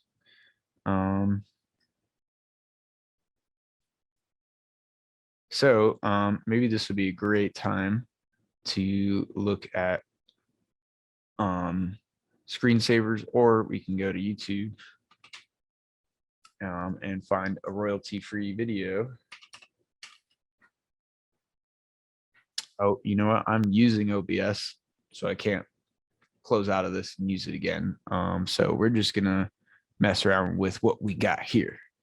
Let me also maybe click on this and they might show me clouds. Maybe there'll be one with a background.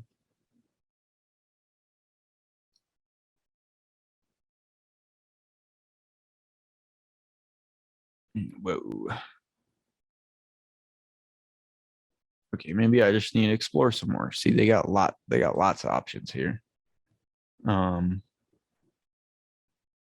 Ooh, I like this little earth. I want to use that for something. Sure, why not?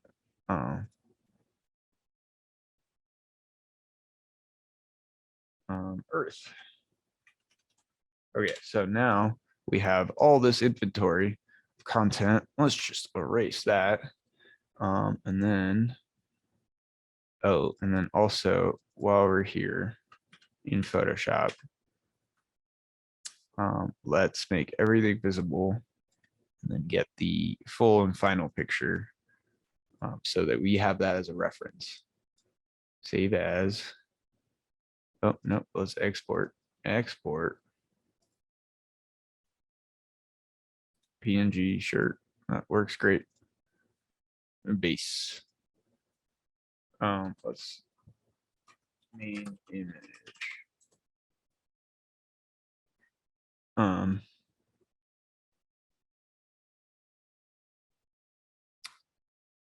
Thanks for sharing some of your artwork, Yanni. That's great. You should definitely throw down. All right, so in After Effects, let's import all our different files here. So we're gonna do the base one, press Control so I can select multiple pieces, see clouds, main image, and then our three objects. Import. I'm just gonna drag them all right in. Okay, so base one and main image. Let's put the main image on the bottom, base one on top, and then everything else. Let's take our clouds here. And we're gonna, let's hide this layer. And then we're gonna put our clouds behind our base.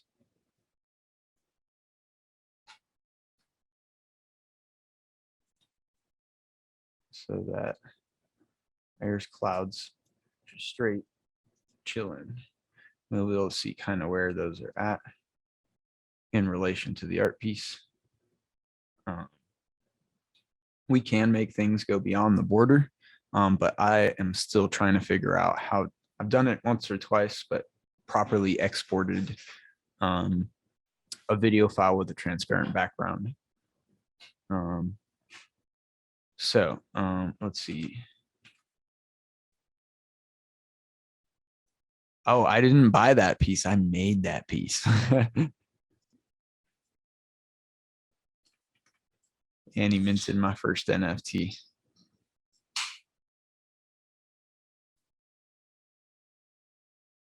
Yeah, yeah, and said this is totally doable. That's something that I'm hoping I can learn by Streetwise too, so that we can mess around and do some more cool effects. Okay, so now let me just get everything where it's supposed to go here. All right, just expand that, make it a little bigger. We'll put that there. And then before I get too ahead of myself, I'm just gonna go and shrink or expand everything.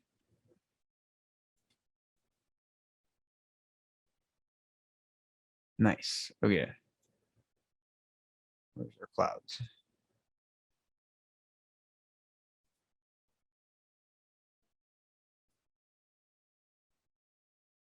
So I'm messing everything up now.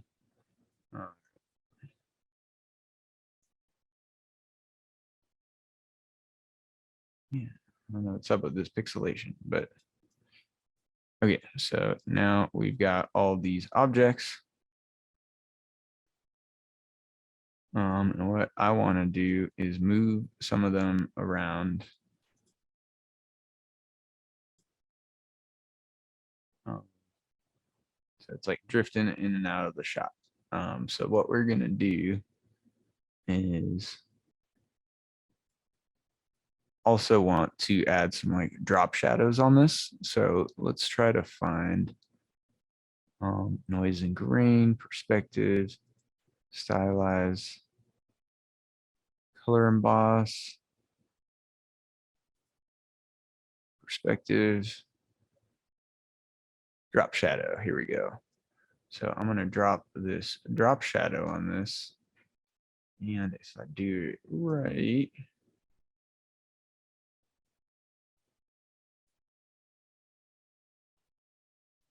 turn up the softness. Let's change the angle. It's pointing down. And try to simulate as closely as possible what the real-time lighting would be there. Sorry, we're 20 minutes over, Godfrey. All right, and then I'm going to do the same for this guy. Let's just drop a drop shadow on that. You can either drop it in the hierarchy or directly onto the object. So I'm going to go here like that. I'm going to farther distance, turn up the opacity, and then let's do the same for this object number 3. Drop shadow.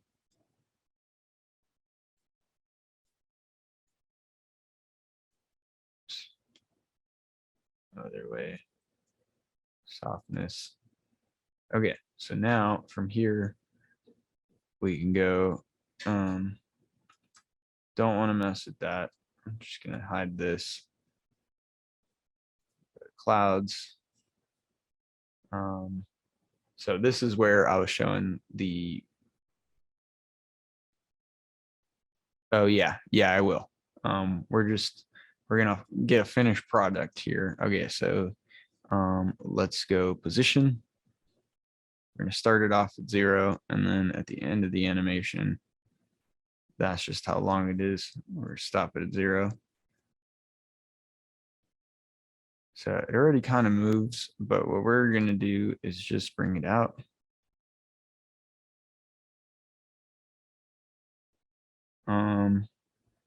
Now that moves. So now let's do the same thing with the second cloud. Transform, position. Oop. Start the position at the start. Start the position at the end. And then right here in the middle, we're gonna drag it out. And boom. Cool. Okay, that looks great. Okay, so and then we're gonna do the same thing with all these little blocks. Paintbrush. This one, I'm going to make it move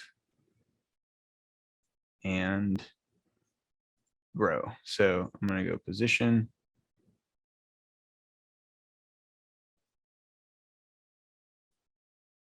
And then right to here. And then let's just say I want to make it move here.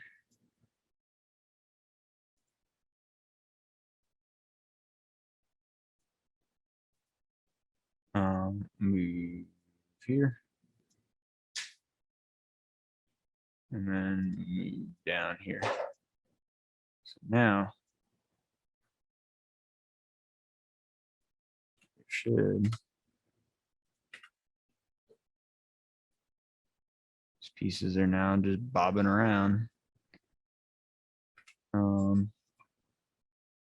And then same here. Do that to this piece. Transform. We're going to do position and scale. And then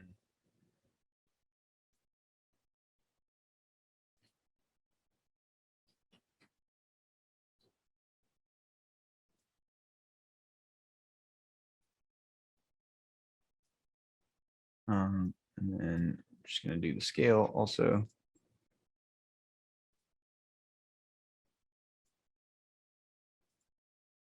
And we're going to make it just a little bigger. Now, got all these great moving parts. Let's do this one. Let's make this one rotate. Just because. Paintbrush, object 3, transform. And we can just do this one, do a full 360 or the whole animation. 360.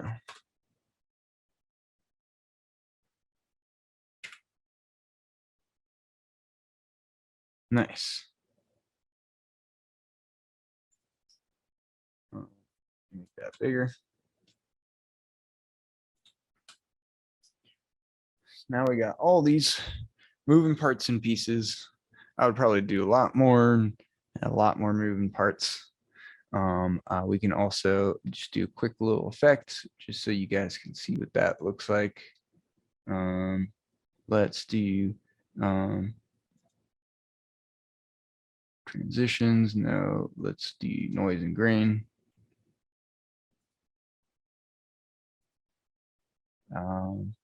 Trying to find a cool digital glitch. Yeah, let's do that. I'll drop this on the main image. Oh yeah, here we go.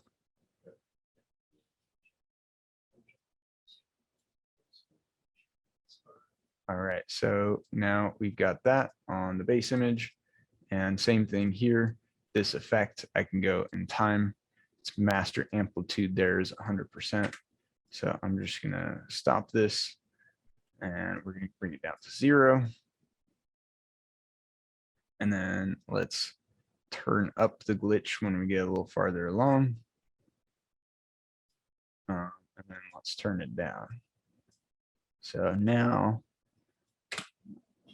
it goes into a little glitch mode and then back. Yeah, so now we can go and let's composition settings.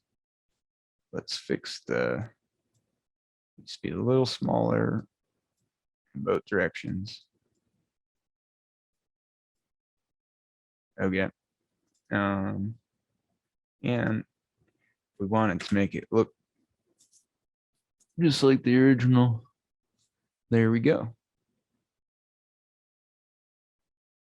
Yeah, After Effects is an amazing tool. It's so worth it. Especially if you just have you get the Adobe Creative Suite, you just have access to like all these super professional tools. Yes, and what Annie just said, there's a lot of cool bridges between C4D, After Effects. That's something I'm gonna talk about tomorrow, is all about the 3D design. That's when we can like really dive into some of the really crazy. I feel like these workshops are going to get a little more and more abstract as they get along and as we dive into these specific corners. But that looks really cool. We're able to do that in like about 20 minutes, just cutting, chopping, and adding different effects. And I would very, very like to see other ideas that people come up with this. There's so many different things you can do. So I'm really excited to see what other people have in mind as well. So I'm going to try to upload this to Artivive real fast. Let's just delete this one so that I can, and then let's choose just the right image. Oh, let's crop that and then save that as the base image.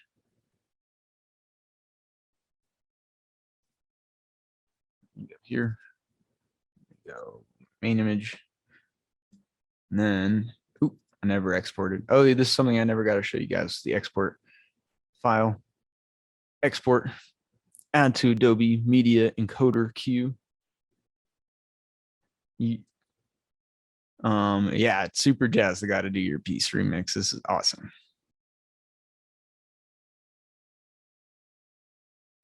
Wop, wop, wop. Yes. Learning how to chop stuff up. Also, like you can do some certain chopping and screwing in After Effects as well, but I would definitely learn that. So thank you, Remix, for hanging out. Yeah, we've got that right. We got that right. Let me just erase this one.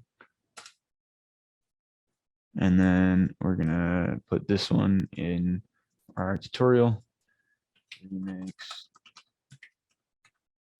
And so yeah, as that's uploading, thank you everyone for sticking almost an extra 30 minutes. As you can see, I have a lot of fun doing all this and exploring new things. Probably the first one that gets uploaded will be the one that stays remix. That's why I think on some other Artivive account, I actually uploaded that piece. I still haven't figured out which account. I have too many emails, but I would definitely advise to be pretty specific about that and don't do what I just did and try to upload too many things at once. Thank you, Juan. Really appreciate it. And yeah, like what Leah just said, you can always erase the first one. As you saw me do a second ago, it's really easy to just erase. So, and yeah, if you like Artivive, I would definitely advise getting the pro account because then you can upload as many as you want. And I think it gives you some extra tools and options as well. So yeah, thank you everyone. Tune in at 4:30 tomorrow, and we're going to be doing a whole dive on 3D animation, and I'll also be going over Spark AR, another AR software that lets you import 3D objects. So that's really great. I hope this class helped, and we're going to be recording this and uploading it to YouTube. I'm going to try to get it uploaded with subtitles tonight. So thank you, everyone. Oh yeah, look, we almost got it here.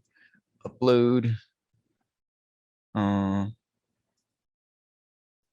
Then select file, upload. Boom. Okay, I think we got it. Add. So hopefully by the end of tonight, this mural will be AR activated. So definitely let me know if that works out. Yeah, so that'd be awesome to see. Bam, indeed. Oh wait, I didn't add it yet. Oh wait.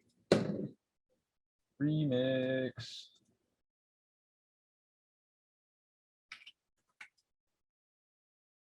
Yeah.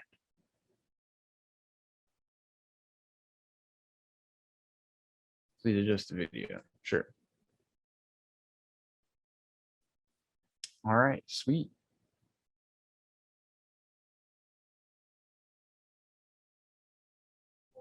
Awesome. Thanks for sharing. Oh, sweet. Yes. All right. Yeah, I'll check shortly and see if this works. But yes, thank you everyone once again. And yeah, have a wonderful night.